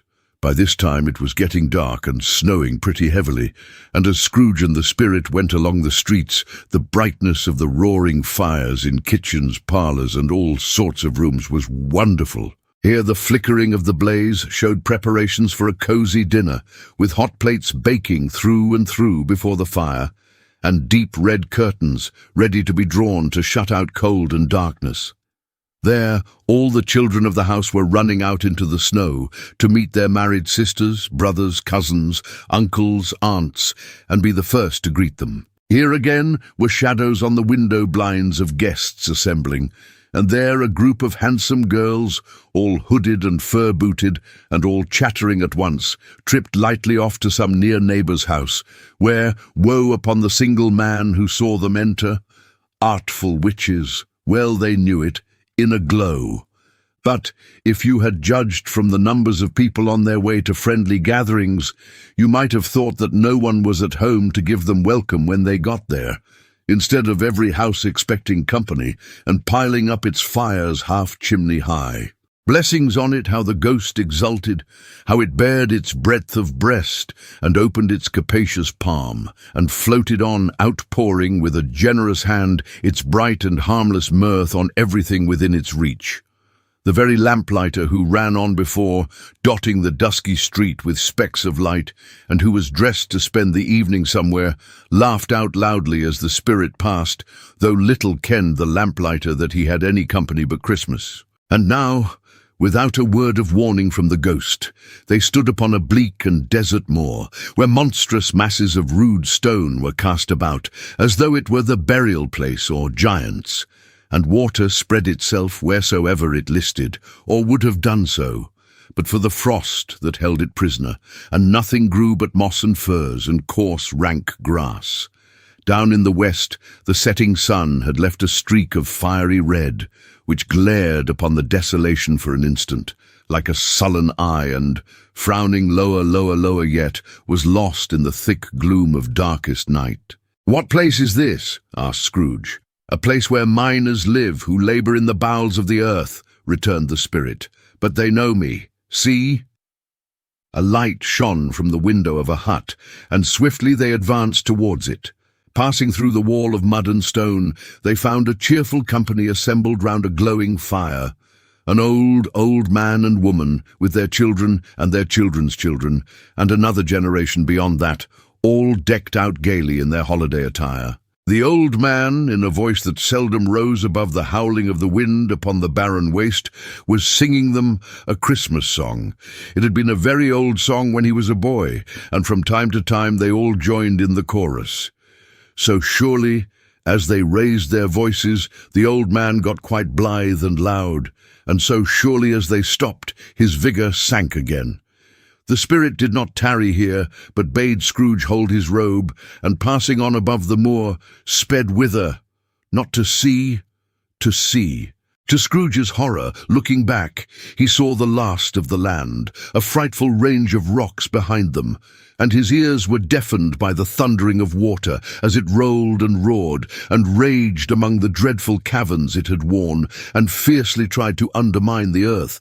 Built upon a dismal reef of sunken rocks, some league or so from shore, on which the waters chafed and dashed the wild year through, there stood a solitary lighthouse. Great heaps of seaweed clung to its base, and storm birds, born of the wind, one might suppose, as seaweed of the water, rose and fell about it like the waves they skimmed. But even here, two men who watched the light had made a fire that through the loophole in the thick stone wall shed out a ray of brightness on the awful sea. Joining their horny hands over the rough table at which they sat, they wished each other Merry Christmas in their can of grog, and one of them, the elder too, with his face all damaged and scarred with hard weather, as the figurehead of an old ship might be, struck up a sturdy song that was like a gale in itself. Again the ghost sped on above the black and heaving sea, on, until, being far away, as he told Scrooge, from any shore, they lighted on a ship. They stood beside the helmsman at the wheel, the lookout in the bow, the officers who had the watch, dark, ghostly figures in their several stations, but every man among them hummed a Christmas tune, or had a Christmas thought, or spoke below his breath to his companion of some bygone Christmas day, with homeward hopes belonging to it. And every man on board, waking or sleeping, good or bad, had had a kinder word for one another on that day than on any day in the year, and had shared to some extent in its festivities, and had remembered those he cared for at a distance, and had known that they delighted to remember him. It was a great surprise to Scrooge, while listening to the moaning of the wind, and thinking what a solemn thing it was to move on through the lonely darkness over an unknown abyss, whose depths were secrets as profound as death. It was a great surprise to Scrooge, while thus engaged, to hear a hearty laugh. It was a much greater surprise to Scrooge to recognize it as his own nephew's, and to find himself in a bright, dry, gleaming room, with the spirit standing smiling by his side, and looking at that same nephew with approving affability. "Ha, ha!" laughed Scrooge's nephew. "Ha, ha, ha!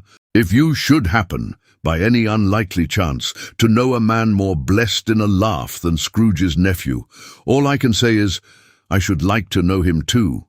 Introduce him to me, and I'll cultivate his acquaintance. It is a fair, even-handed, noble adjustment of things, that while there is infection in disease and sorrow, there is nothing in the world so irresistibly contagious as laughter and good humour." When Scrooge's nephew laughed in this way, holding his sides, rolling his head, and twisting his face into the most extravagant contortions, Scrooge's niece, by marriage, laughed as heartily as he, and their assembled friends, being not a bit behindhand, roared out lustily, "Ha, ha, ha, ha, ha, ha!" "He said that Christmas was a humbug, as I live," cried Scrooge's nephew. "He believed it too." "More shame for him, Fred," said Scrooge's niece indignantly. "Bless those women! They never do anything by halves. They are always in earnest. She was very pretty, exceedingly pretty, with a dimpled, surprised-looking capital face, a ripe little mouth that seemed made to be kissed, as no doubt it was. All kinds of good little dots about her chin that melted into one another when she laughed, and the sunniest pair of eyes you ever saw in any little creature's head. Altogether, she was what you would have called provoking, you know, but satisfactory too. "Oh, perfectly satisfactory. He's a comical old fellow," said Scrooge's nephew. "That's the truth, and not so pleasant as he might be. However, his offences carry their own punishment, and I have nothing to say against him." "I'm sure he is very rich, Fred," hinted Scrooge's niece. "At least you always tell me so." "What of that, my dear?" said Scrooge's nephew. "His wealth is of no use to him. He don't do any good with it. He don't make himself comfortable with it. He hasn't the satisfaction of thinking, ha, ha, ha, that he's ever going to benefit us with it." "I have no patience with him," observed Scrooge's niece. Scrooge's niece's sisters and all the other ladies expressed the same opinion. "Oh, I have," said Scrooge's nephew. "I am sorry for him. I couldn't be angry with him if I tried. Who suffers by his ill whims? Himself always. Here he takes it into his head to dislike us, and he won't come and dine with us. What's the consequence? He don't lose much of a dinner." "Indeed, I think he loses a very good dinner," interrupted Scrooge's niece. Everybody else said the same, and they must be allowed to have been competent judges, because they had just had dinner, and with the dessert upon the table were clustered round the fire by lamplight. "Well, I am very glad to hear it," said Scrooge's nephew, "because I haven't any great faith in these young housekeepers. What do you say, Topper?" Topper had clearly got his eye upon one of Scrooge's niece's sisters, for he answered that a bachelor was a wretched outcast who had no right to express an opinion on the subject. Whereat Scrooge's niece's sister, the plump one with the lace tucker, not the one with the roses, blushed. "Do go on, Fred," said Scrooge's niece, clapping her hands. "He never finishes what he begins to say. He is such a ridiculous fellow." Scrooge's nephew revelled in another laugh, and, as it was impossible to keep the infection off, Though the plump sister tried hard to do it with aromatic vinegar, his example was unanimously followed. "I was only going to say," said Scrooge's nephew, "that the consequence of his taking a dislike to us and not making merry with us is, as I think, that he loses some pleasant moments which could do him no harm. I am sure he loses pleasanter companions than he can find in his own thoughts, either in his mouldy old office or his dusty chambers. I mean to give him the same chance every year, whether he likes it or not, for I pity him. He may rail at Christmas till he dies, but he can't help thinking better of it. I defy him, if he finds me going there in good temper year after year and saying, 'Uncle Scrooge, how are you?' If it only puts him in the vein to leave his poor clerk £50, that's something, and I think I shook him yesterday." It was their turn to laugh now at the notion of his shaking Scrooge, but being thoroughly good-natured and not much caring what they laughed at, so that they laughed at any rate, he encouraged them in their merriment and passed the bottle joyously. After tea they had some music, for they were a musical family and knew what they were about when they sung a glee or catch, I can assure you, especially Topper, who could growl away in the bass like a good one and never swell the large veins in his forehead or get red in the face over it. Scrooge's niece played well upon the harp, and played, among other tunes, a simple little air, a mere nothing. You might learn to whistle it in 2 minutes, which had been familiar to the child who fetched Scrooge from the boarding school, as he had been reminded by the ghost of Christmas past. When this strain of music sounded, all the things that Ghost had shown him came upon his mind. He softened more and more, and thought that if he could have listened to it often years ago, he might have cultivated the kindnesses of life for his own happiness, with his own hands, without resorting to the sexton's spade that buried Jacob Marley. But they didn't devote the whole evening to music. After a while they played at forfeits, for it is good to be children sometimes, and never better than at Christmas, when its mighty founder was a child himself. Stop! There was first a game at blindman's buff.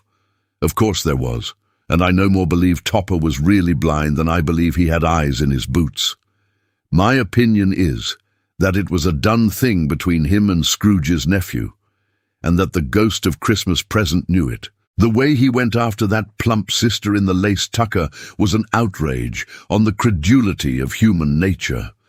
Knocking down the fire irons, tumbling over the chairs, bumping up against the piano, smothering himself amongst the curtains. Wherever she went, there went he. He always knew where the plump sister was. He wouldn't catch anybody else. If you had fallen up against him, as some of them did, on purpose, he would have made a feint of endeavouring to seize you, which would have been an affront to your understanding, and would instantly have sidled off in the direction of the plump sister.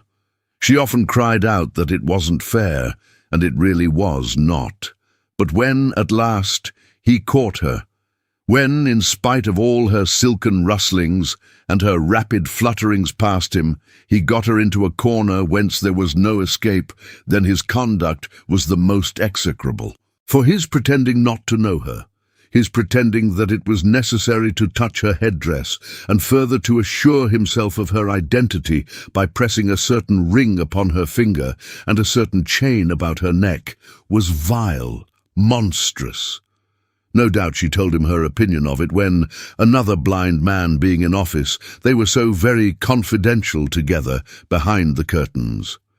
Scrooge's niece was not one of the blindman's buff party, but was made comfortable with a large chair and a footstool, in a snug corner where the ghost and Scrooge were close behind her. But she joined in the forfeits, and loved her love to admiration with all the letters of the alphabet. Likewise, at the game of how, when, and where, she was very great, and, to the secret joy of Scrooge's nephew, beat her sisters hollow, though they were sharp girls too, as Topper could have told you. There might have been 20 people there, young and old, but they all played, and so did Scrooge, for wholly forgetting, in the interest he had in what was going on, that his voice made no sound in their ears. He sometimes came out with his guess quite loud, and very often guessed right too, for the sharpest needle best Whitechapel warranted not to cut in the eye was not sharper than Scrooge, blunt as he took it in his head to be. The ghost was greatly pleased to find him in this mood, and looked upon him with such favour that he begged like a boy to be allowed to stay until the guests departed. But this, the spirit said, could not be done. "Here is a new game," said Scrooge. "1 half-hour, spirit, only one." It was a game called Yes and No, where Scrooge's nephew had to think of something, and the rest must find out what. He only answering to their questions yes or no, as the case was. The brisk fire of questioning to which he was exposed elicited from him that he was thinking of an animal, a live animal, rather a disagreeable animal, a savage animal, an animal that growled and grunted sometimes, and talked sometimes, and lived in London, and walked about the streets, and wasn't made a show of, and wasn't led by anybody, and didn't live in a menagerie, and was never killed in a market, and was not a horse or an ass or a cow or a bull or a tiger or a dog or a pig or a cat or a bear. At every fresh question that was put to him, this nephew burst into a fresh roar of laughter, and was so inexpressibly tickled that he was obliged to get up off the sofa and stamp. At last, the plump sister, falling into a similar state, cried out, "I have found it out. I know what it is, Fred. I know what it is." "What is it?" cried Fred. "It's your Uncle Scrooge." Which it certainly was. Admiration was the universal sentiment, though some objected that the reply to "Is it a bear?" ought to have been yes, inasmuch as an answer in the negative was sufficient to have diverted their thoughts from Mr. Scrooge, supposing they had ever had any tendency that way.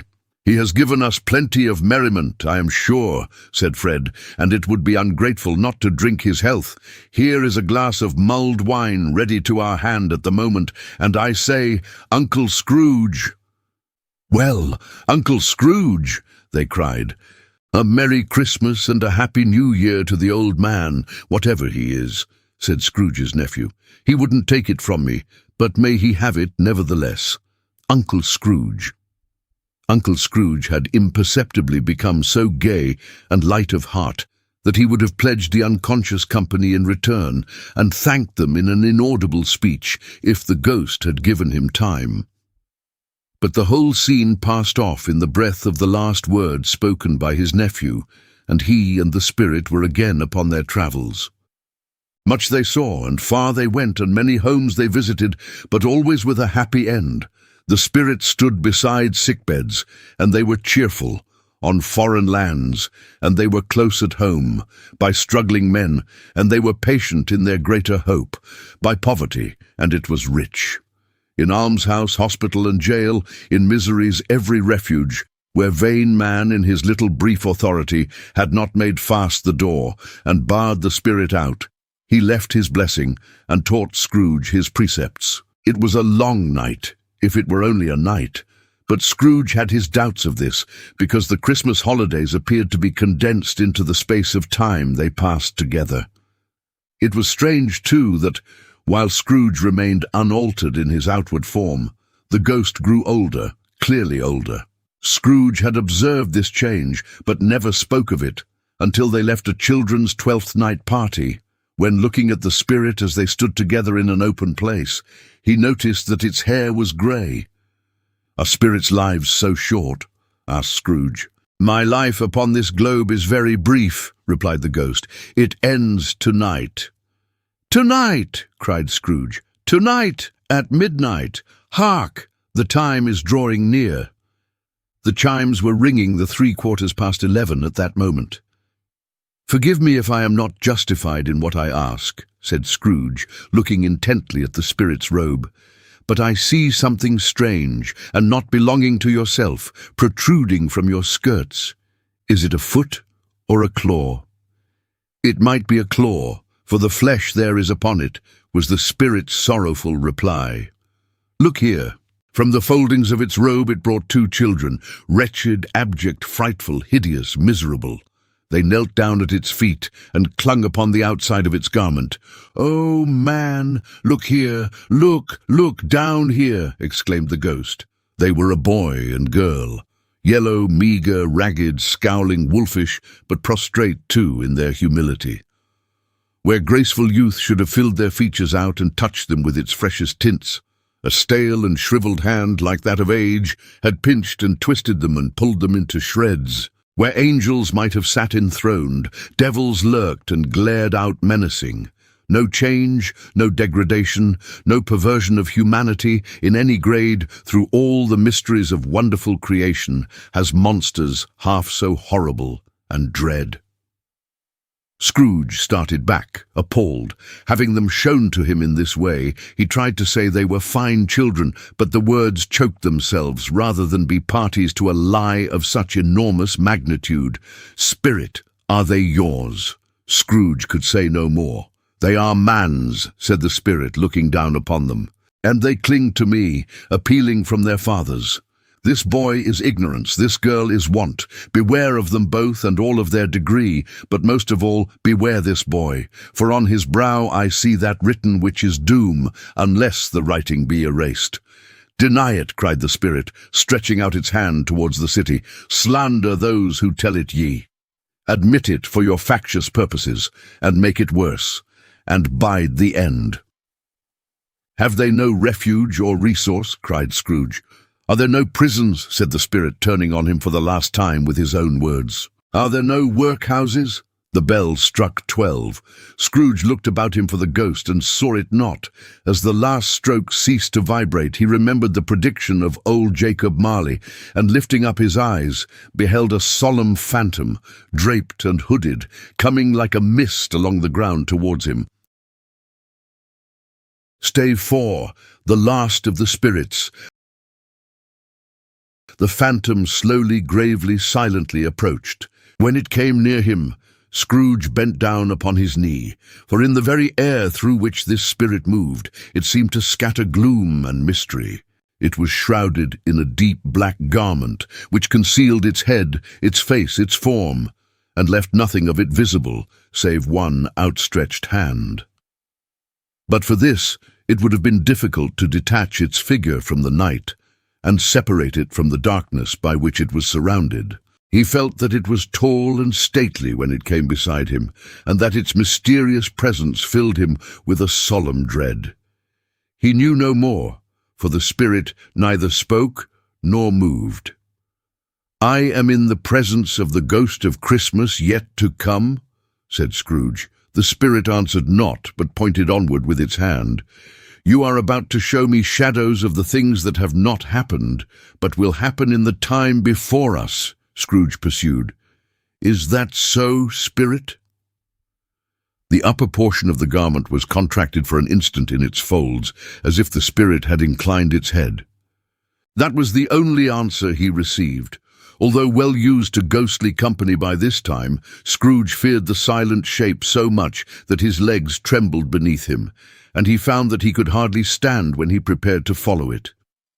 The spirit paused a moment as observing his condition and giving him time to recover, but Scrooge was all the worse for this. It thrilled him with a vague, uncertain horror to know that, behind the dusky shroud, there were ghostly eyes intently fixed upon him, while he, though he stretched his own to the utmost, could see nothing but a spectral hand and one great heap of black.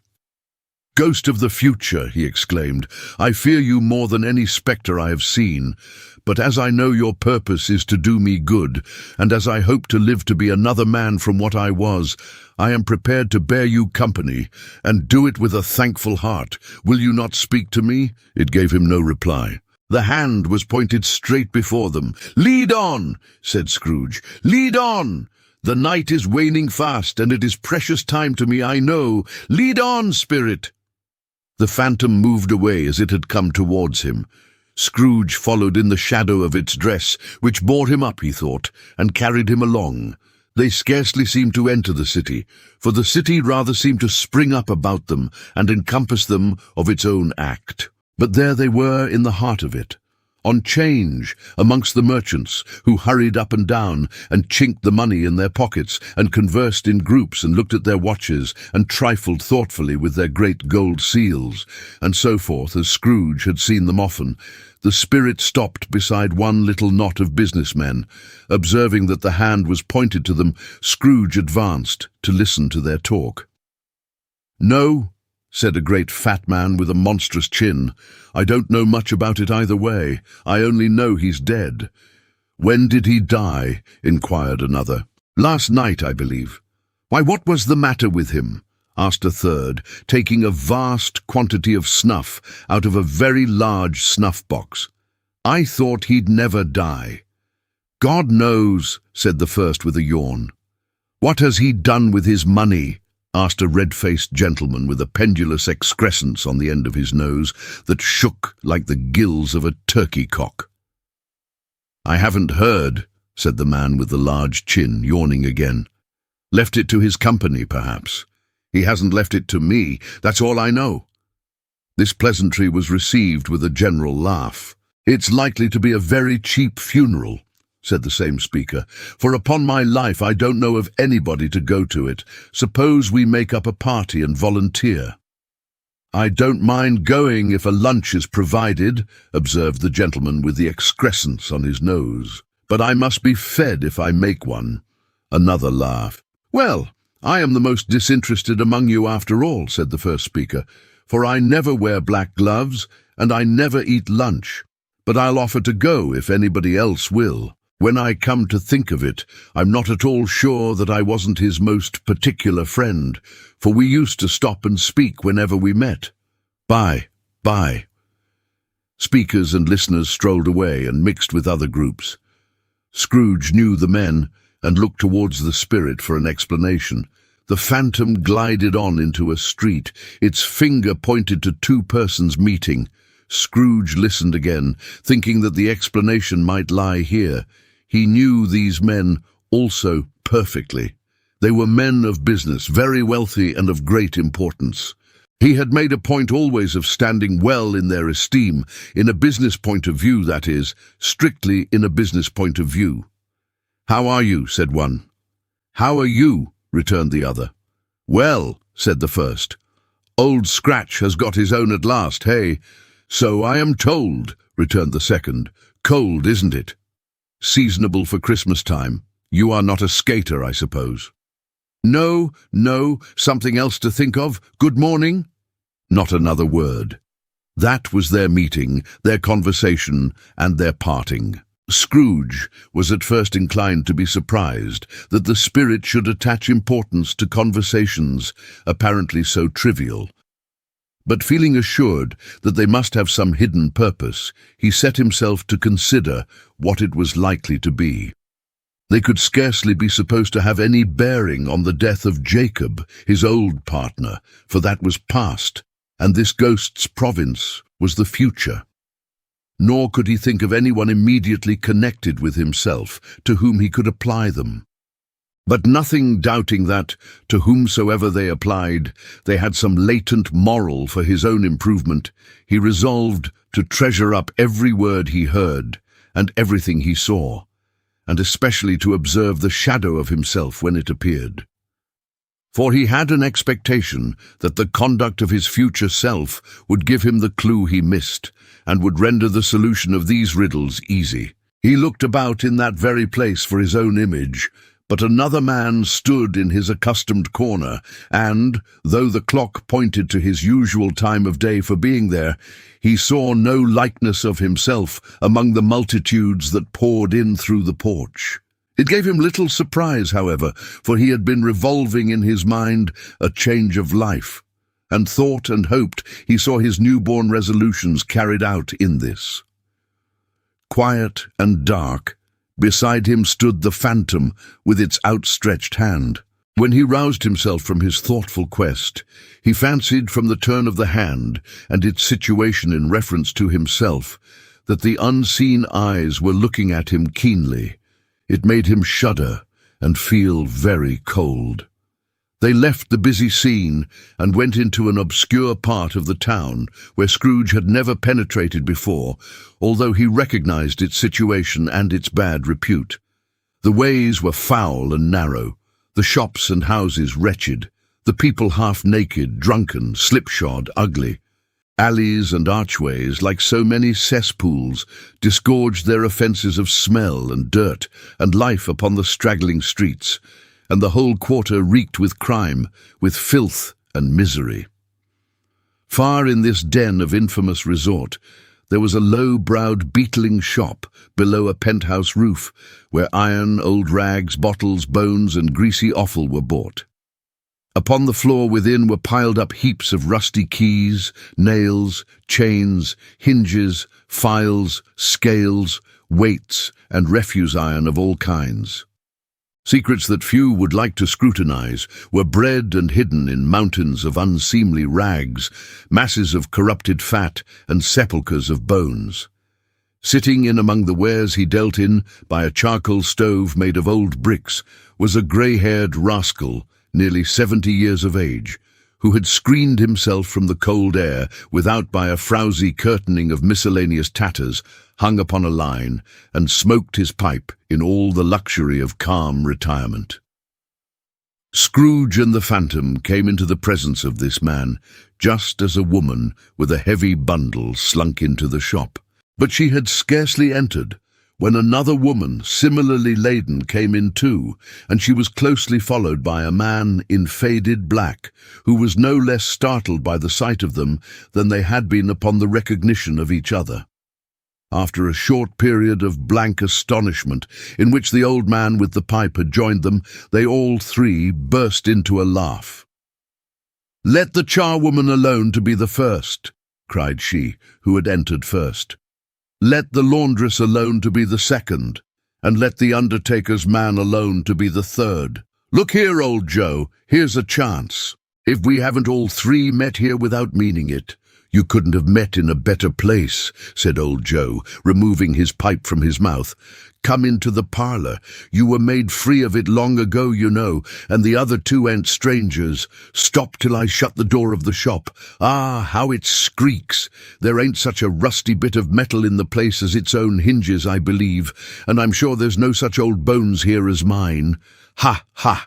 We're all suitable to our calling, we're well matched. Come into the parlour. Come into the parlour." The parlour was the space behind the screen of rags. The old man raked the fire together with an old stair-rod, and having trimmed his smoky lamp, for it was night, with the stem of his pipe, put it into his mouth again. While he did this, the woman who had already spoken threw her bundle on the floor and sat down in a flaunting manner on a stool, crossing her elbows on her knees and looking with a bold defiance at the other two. "What odds, then? What odds, Mrs. Dilber?" said the woman. "Every person has a right to take care of themselves. He always did." "That's true indeed," said the laundress. "No man more so." "Why, then, don't stand staring as if you was afraid, woman. Who's the wiser? We're not going to pick holes in each other's coats, I suppose." "No, indeed," said Mrs. Dilber and the man together. "We should hope not." "Very well, then," cried the woman. "That's enough. Who's the worse for the loss of a few things like these? Not a dead man, I suppose." "No, indeed," said Mrs. Dilber, laughing. "If he wanted to keep 'em after he was dead, a wicked old screw," pursued the woman. "Why wasn't he natural in his lifetime? If he had been, he'd have had somebody to look after him when he was struck with death, instead of lying gasping out his last there, alone by himself." "It's the truest word that ever was spoke," said Mrs. Dilber. "It's a judgment on him." "I wish it was a little heavier judgment," replied the woman, "and it should have been, you may depend upon it, if I could have laid my hands on anything else. Open that bundle, old Joe, and let me know the value of it. Speak out plain. I'm not afraid to be the first, nor afraid for them to see it.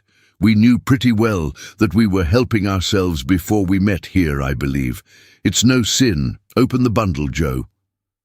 But the gallantry of her friends would not allow of this, and the man in faded black, mounting the breach first, produced his plunder. It was not extensive. A seal or two, a pencil case, a pair of sleeve buttons, and a brooch of no great value were all. They were severally examined and appraised by old Joe, who chalked the sums he was disposed to give for each upon the wall, and added them up into a total when he found that there was nothing more to come. "That's your account," said Joe, "and I wouldn't give another sixpence if I was to be boiled for not doing it. Who's next?" Mrs. Dilber was next. Sheets and towels, a little wearing apparel, 2 old-fashioned silver teaspoons, a pair of sugar tongs, and a few boots. Her account was stated on the wall in the same manner. "I always give too much to ladies. It's a weakness of mine, and that's the way I ruin myself," said old Joe. "That's your account. If you asked me for another penny and made it an open question, I'd repent of being so liberal and knock off half a crown. And now undo my bundle, Joe," said the first woman. Joe went down on his knees for the greater convenience of opening it, and having unfastened a great many knots, dragged out a large, heavy roll of some dark stuff. "What do you call this?" said Joe. "Bed curtains?"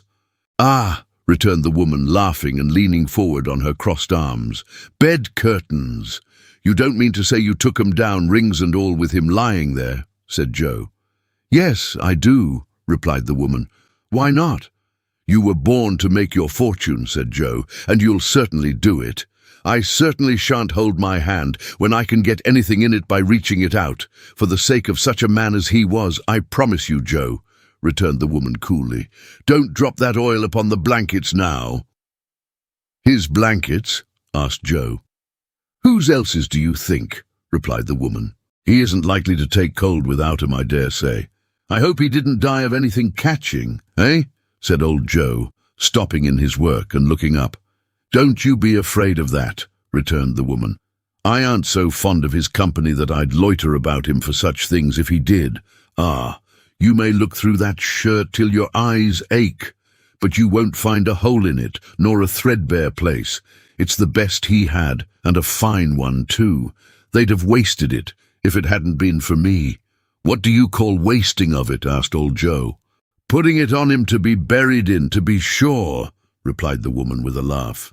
"Somebody was fool enough to do it, but I took it off again. If calico ain't good enough for such a purpose, it isn't good enough for anything. It's quite as becoming to the body. He can't look uglier than he did in that one." Scrooge listened to this dialogue in horror. As they sat grouped about their spoil, in the scanty light afforded by the old man's lamp, he viewed them with a detestation and disgust which could hardly have been greater, though they had been obscene demons, marketing the corpse itself. "Ha, ha!" laughed the same woman when old Joe, producing a flannel bag with money in it, told out their several gains upon the ground. "This is the end of it, you see. He frightened everyone away from him when he was alive, to profit us when he was dead. Ha, ha, ha, ha, ha." "Spirit," said Scrooge, shuddering from head to foot. I see. The case of this unhappy man might be my own. My life tends that way now. Merciful heaven, what is this?" He recoiled in terror, for the scene had changed, and now he almost touched a bed, a bare, uncurtained bed, on which, beneath a ragged sheet, there lay a something covered up, which, though it was dumb, announced itself in awful language. The room was very dark, too dark to be observed with any accuracy, though Scrooge glanced round it in obedience to a secret impulse, anxious to know what kind of room it was. A pale light, rising in the outer air, fell straight upon the bed, and on it, plundered and bereft, unwatched, unwept, uncared for, was the body of this man. Scrooge glanced towards the phantom. Its steady hand was pointed to the head. The cover was so carelessly adjusted that the slightest raising of it, the motion of a finger upon Scrooge's part, would have disclosed the face. He thought of it, felt how easy it would be to do, and longed to do it, but had no more power to withdraw the veil than to dismiss the spectre at his side. O cold, cold, rigid, dreadful death, set up thine altar here, and dress it with such terrors as thou hast at thy command, for this is thy dominion. But of the loved, revered, and honoured head, thou canst not turn one hair to thy dread purposes, or make one feature odious. It is not that the hand is heavy, and will fall down when released. It is not that the heart and pulse are still, but that the hand was open, generous and true, the heart brave, warm and tender, and the pulse a man's. Strike, shadow, strike, and see his good deeds springing from the wound, to sow the world with life immortal. No voice pronounced these words in Scrooge's ears, and yet he heard them when he looked upon the bed. He thought, if this man could be raised up now, what would be his foremost thoughts? Avarice, hard dealing, griping cares. They have brought him to a rich end, truly. He lay in the dark, empty house, with not a man, a woman, or a child to say he was kind to me in this or that, and for the memory of one kind word, I will be kind to him. A cat was tearing at the door, and there was a sound of gnawing rats beneath the hearthstone. What they wanted in the room of death, and why they were so restless and disturbed, Scrooge did not dare to think. "Spirit," he said, "this is a fearful place. In leaving it, I shall not leave its lesson. Trust me, let us go." Still the ghost pointed with an unmoved finger to the head. "I understand you," Scrooge returned, "and I would do it if I could, but I have not the power, Spirit. I have not the power." Again it seemed to look upon him. "If there is any person in the town who feels emotion caused by this man's death," said Scrooge, quite agonized, "show that person to me, Spirit. I beseech you." The phantom spread its dark robe before him for a moment like a wing, and withdrawing it, revealed a room by daylight where a mother and her children were. She was expecting someone, and with anxious eagerness, for she walked up and down the room, started at every sound, looked out from the window, glanced at the clock, tried, but in vain, to work with her needle, and could hardly bear the voices of her children in their play. At length the long-expected knock was heard. She hurried to the door and met her husband, a man whose face was careworn and depressed, though he was young. There was a remarkable expression in it now, a kind of serious delight of which he felt ashamed and which he struggled to repress. He sat down to the dinner that had been hoarding for him by the fire, and when she asked him faintly what news, which was not until after a long silence, he appeared embarrassed how to answer. "Is it good," she said, "or bad, to help him?" "Bad," he answered. "We are quite ruined." "No, there is hope yet, Caroline." "If he relents," she said, amazed. "There is. Nothing is past hope if such a miracle has happened." "He is past relenting," said her husband. "He is dead." She was a mild and patient creature if her face spoke truth, but she was thankful in her soul to hear it, and she said so with clasped hands. She prayed forgiveness the next moment, and was sorry. But the first was the emotion of her heart. "What the half-drunken woman, whom I told you of last night, said to me when I tried to see him and obtain a week's delay, and what I thought was a mere excuse to avoid me, turns out to have been quite true. He was not only very ill, but dying then. To whom will our debt be transferred? I don't know, but before that time we shall be ready with the money, and even though we were not, it would be bad fortune indeed to find so merciless a creditor in his successor. We may sleep tonight with light hearts, Caroline." Yes, soften it as they would, their hearts were lighter. The children's faces, hushed and clustered round to hear what they so little understood, were brighter, and it was a happier house for this man's death. The only emotion that the ghost could show him, caused by the event, was one of pleasure. "Let me see some tenderness connected with a death," said Scrooge, "or that dark chamber, Spirit, which we left just now, will be for ever present to me." The ghost conducted him through several streets familiar to his feet, and as they went along, Scrooge looked here and there to find himself, but nowhere was he to be seen. They entered poor Bob Cratchit's house, the dwelling he had visited before, and found the mother and the children seated round the fire. Quiet, very quiet. The noisy little Cratchits were as still as statues in one corner and sat looking up at Peter, who had a book before him. The mother and her daughters were engaged in sewing, but surely they were very quiet. And he took a child and set him in the midst of them. Where had Scrooge heard those words? He had not dreamed them. The boy must have read them out as he and the spirit crossed the threshold. Why did he not go on?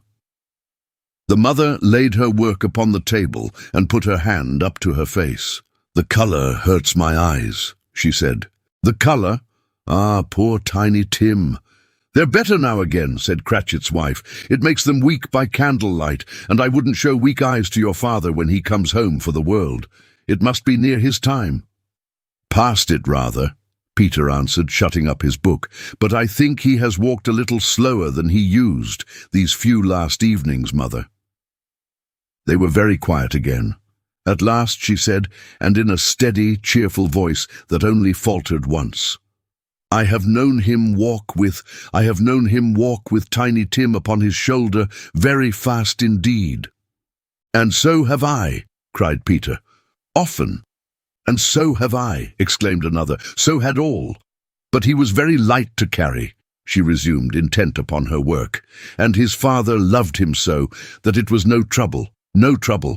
And there is your father at the door." She hurried out to meet him, and little Bob in his comforter, he had need of it, poor fellow, came in. His tea was ready for him on the hob, and they all tried who should help him to it most.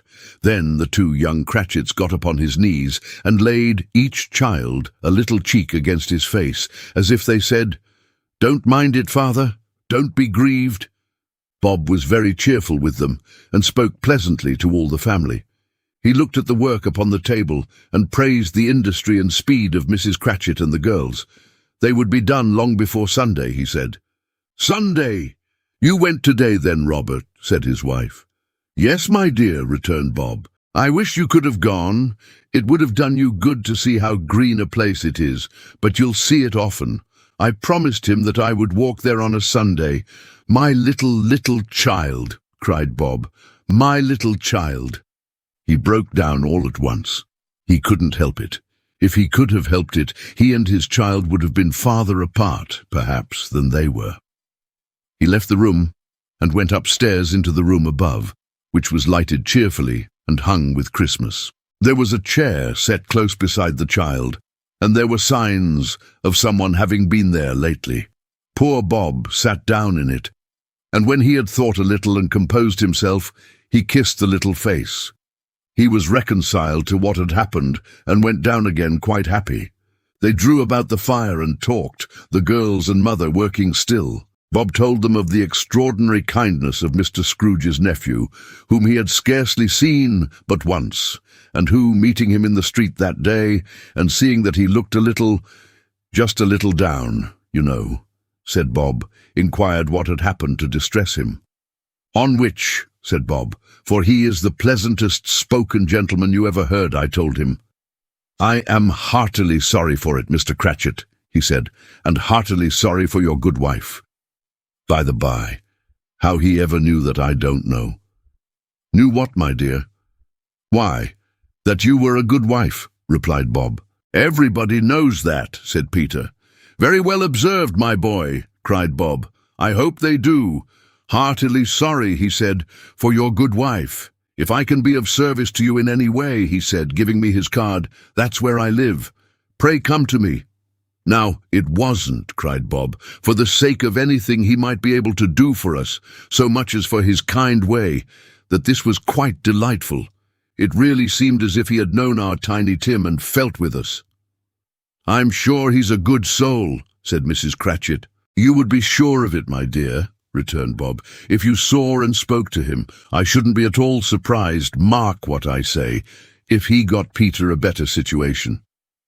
"Only hear that, Peter," said Mrs. Cratchit.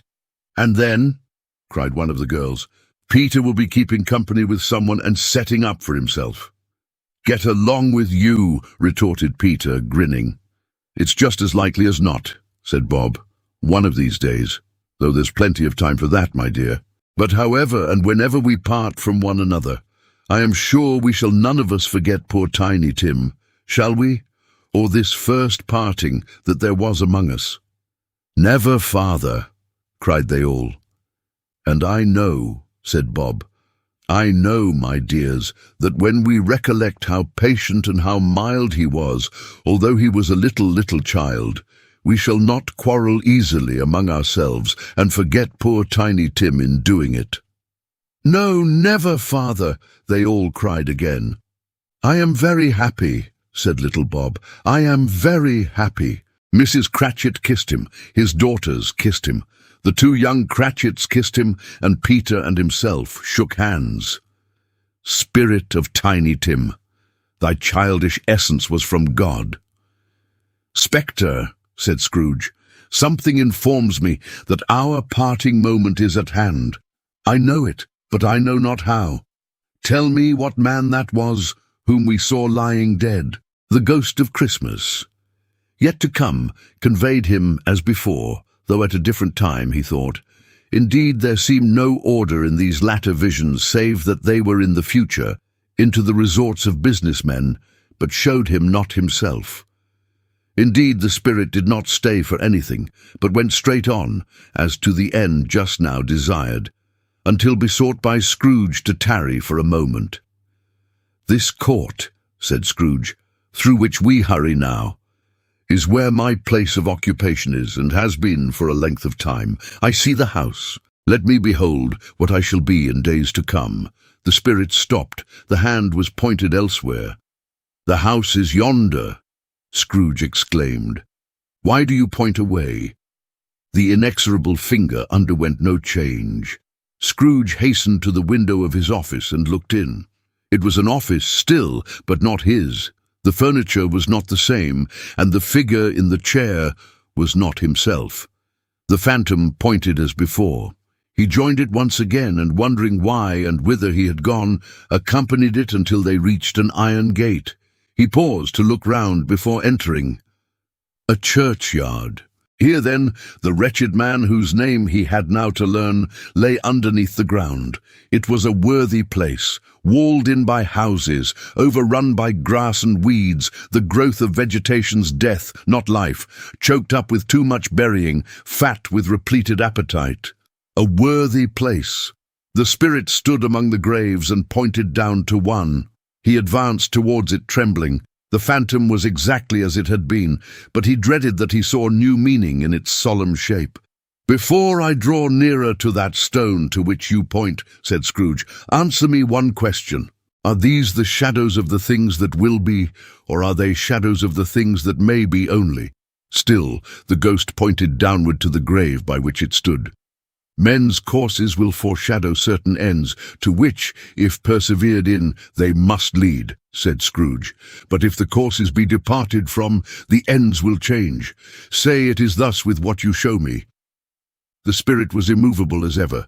Scrooge crept towards it, trembling as he went, and following the finger, read upon the stone of the neglected grave his own name, Ebenezer Scrooge. "Am I that man who lay upon the bed?" he cried upon his knees.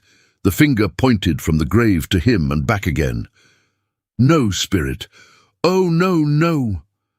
The finger still was there. "Spirit," he cried, tight clutching at its robe, "hear me. I am not the man I was. I will not be the man I must have been but for this intercourse. Why show me this if I am past all hope?" For the first time the hand appeared to shake. "Good spirit," he pursued, as down upon the ground he fell before it, "your nature intercedes for me and pities me. Assure me that I yet may change these shadows you have shown me by an altered life." The kind hand trembled. "I will honor Christmas in my heart and try to keep it all the year. I will live in the past, the present, and the future.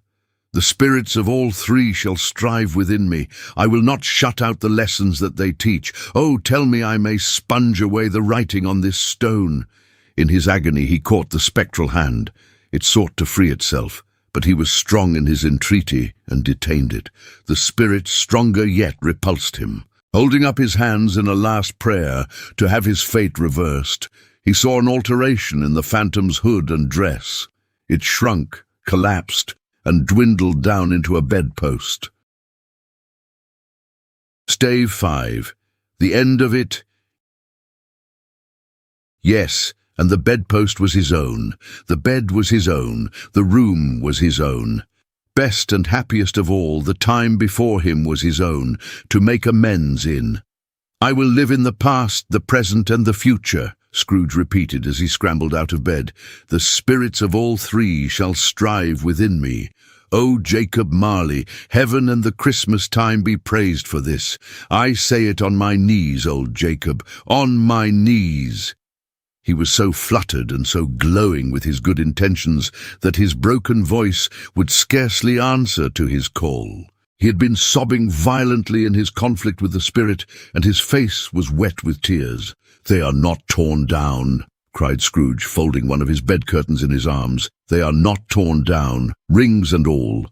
They are here, I am here, the shadows of the things that would have been may be dispelled. They will be. I know they will." His hands were busy with his garments all this time, turning them inside out, putting them on upside down, tearing them, mislaying them, making them parties to every kind of extravagance.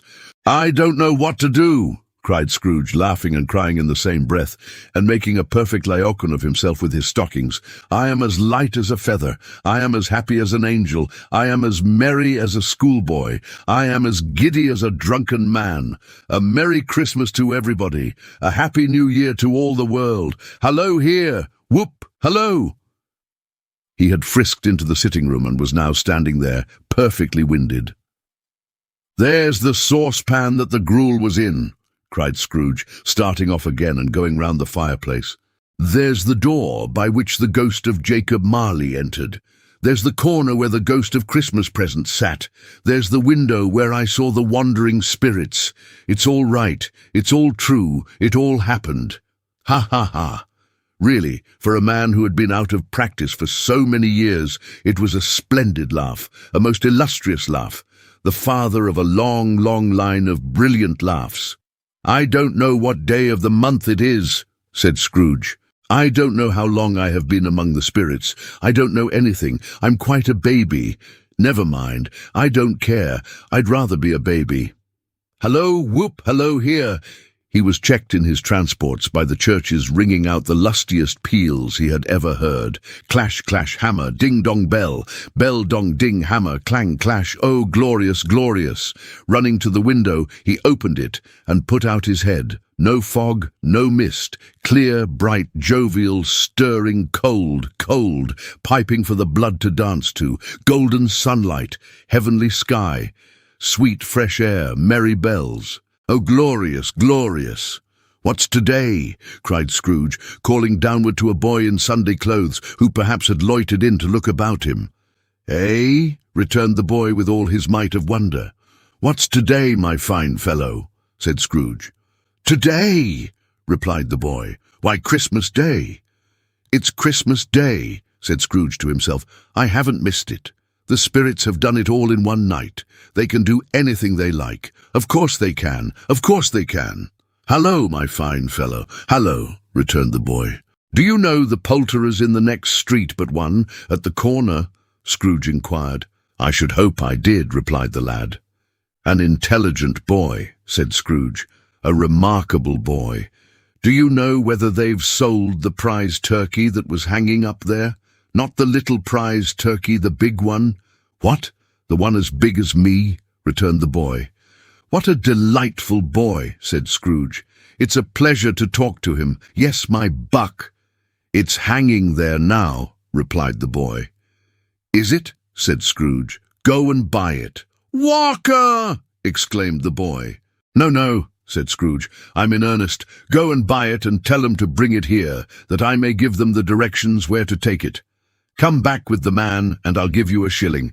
Come back with him in less than 5 minutes, and I'll give you half a crown." The boy was off like a shot. He must have had a steady hand at a trigger who could have got a shot off half so fast. "I'll send it to Bob Cratchit's," whispered Scrooge, rubbing his hands and splitting with a laugh. "He shan't know who sends it. It's twice the size of Tiny Tim.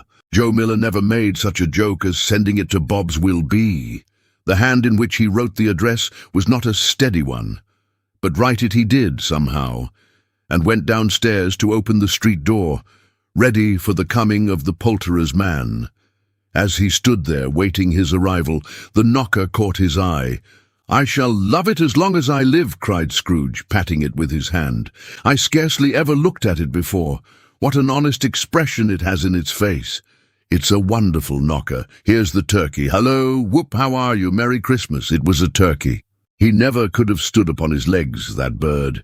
He would have snapped 'em short off in a minute, like sticks of sealing wax.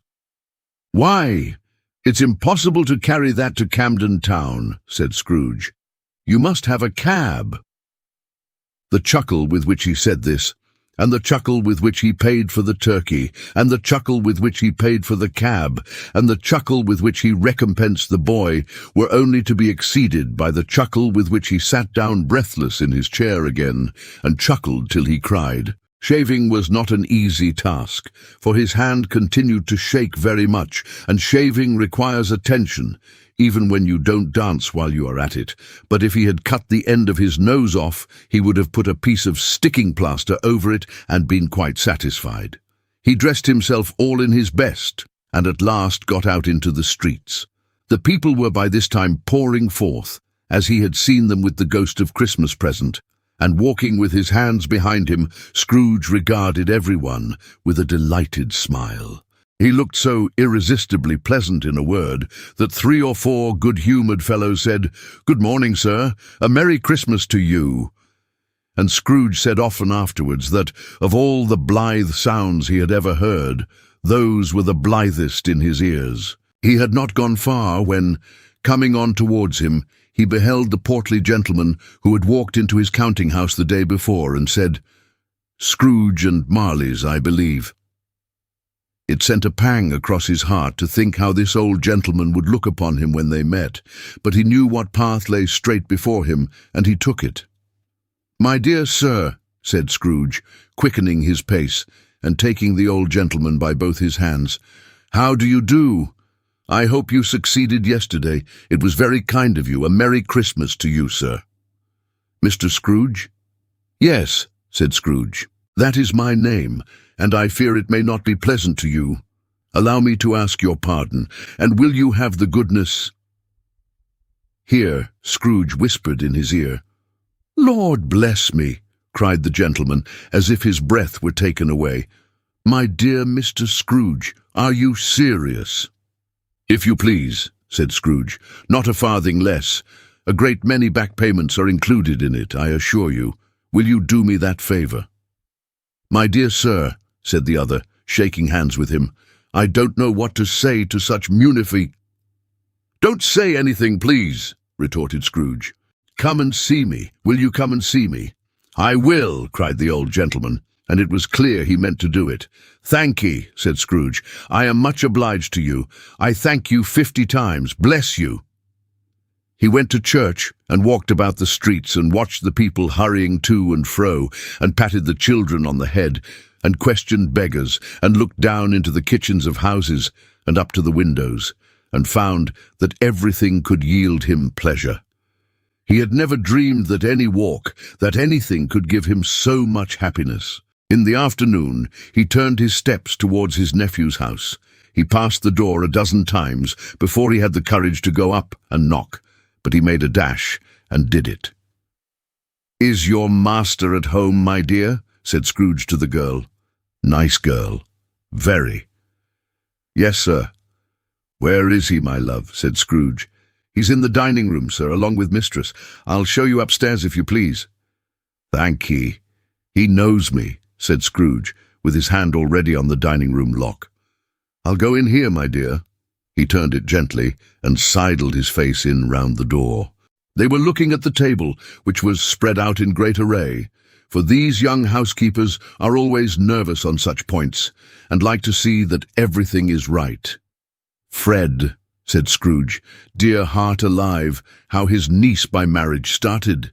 Scrooge had forgotten for the moment about her sitting in the corner with the footstool, or he wouldn't have done it on any account. "Why, bless my soul!" cried Fred. "Who's that?" "It's I, your Uncle Scrooge. I have come to dinner. Will you let me in, Fred?" "Let him in. It is a mercy he didn't shake his arm off. He was at home in 5 minutes. Nothing could be heartier.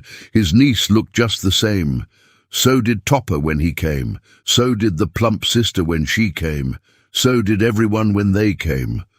Wonderful party, wonderful games, wonderful unanimity, wonderful happiness. But he was early at the office next morning. Oh, he was early there. If he could only be there first, and catch Bob Cratchit coming late, that was the thing he had set his heart upon. And he did it, yes, he did. The clock struck 9. No Bob. 1:15. No Bob. He was full 18 minutes and a half behind his time. Scrooge sat with his door wide open, that he might see him come into the tank. His hat was off before he opened the door, his comforter too. He was on his stool in a jiffy, driving away with his pen, as if he were trying to overtake 9 o'clock. "Hallo," growled Scrooge in his accustomed voice as near as he could feign it. "What do you mean by coming here at this time of day?" "I am very sorry, sir," said Bob. "I am behind my time." "You are?" repeated Scrooge. "Yes, I think you are. Step this way, sir, if you please." "It's only once a year, sir," pleaded Bob, appearing from the tank. "It shall not be repeated. I was making rather merry yesterday, sir." "Now, I'll tell you what, my friend," said Scrooge. "I am not going to stand this sort of thing any longer. And therefore," he continued, leaping from his stool and giving Bob such a dig in the waistcoat that he staggered back into the tank again, "and therefore I am about to raise your salary." Bob trembled and got a little nearer to the ruler. He had a momentary idea of knocking Scrooge down with it, holding him, and calling to the people in the court for help and a straight waistcoat. "A Merry Christmas, Bob," said Scrooge, with an earnestness that could not be mistaken, as he clapped him on the back. "A merrier Christmas, Bob, my good fellow, than I have given you for many a year. I'll raise your salary, and endeavour to assist your struggling family, and we will discuss your affairs this very afternoon, over a Christmas bowl of smoking bishop, Bob. Make up the fires and buy another coal scuttle before you dot another I, Bob Cratchit." Scrooge was better than his word. He did it all, and infinitely more. And to Tiny Tim, who did not die, he was a second father. He became as good a friend, as good a master, and as good a man as the good old city knew, or any other good old city, town, or borough in the good old world. Some people laughed to see the alteration in him, but he let them laugh, and little heeded them, for he was wise enough to know that nothing ever happened on this globe for good, at which some people did not have their fill of laughter in the outset, and knowing that such as these would be blind anyway, he thought it quite as well that they should wrinkle up their eyes in grins as have the malady in less attractive forms. His own heart laughed, and that was quite enough for him. He had no further intercourse with spirits, but lived upon the total abstinence principle ever afterwards, and it was always said of him that he knew how to keep Christmas well, if any man alive possessed the knowledge. May that be truly said of us, and all of us. And so, as Tiny Tim observed, God bless us every one. Thanks for watching. Please like the video and subscribe to the channel for more excellent content.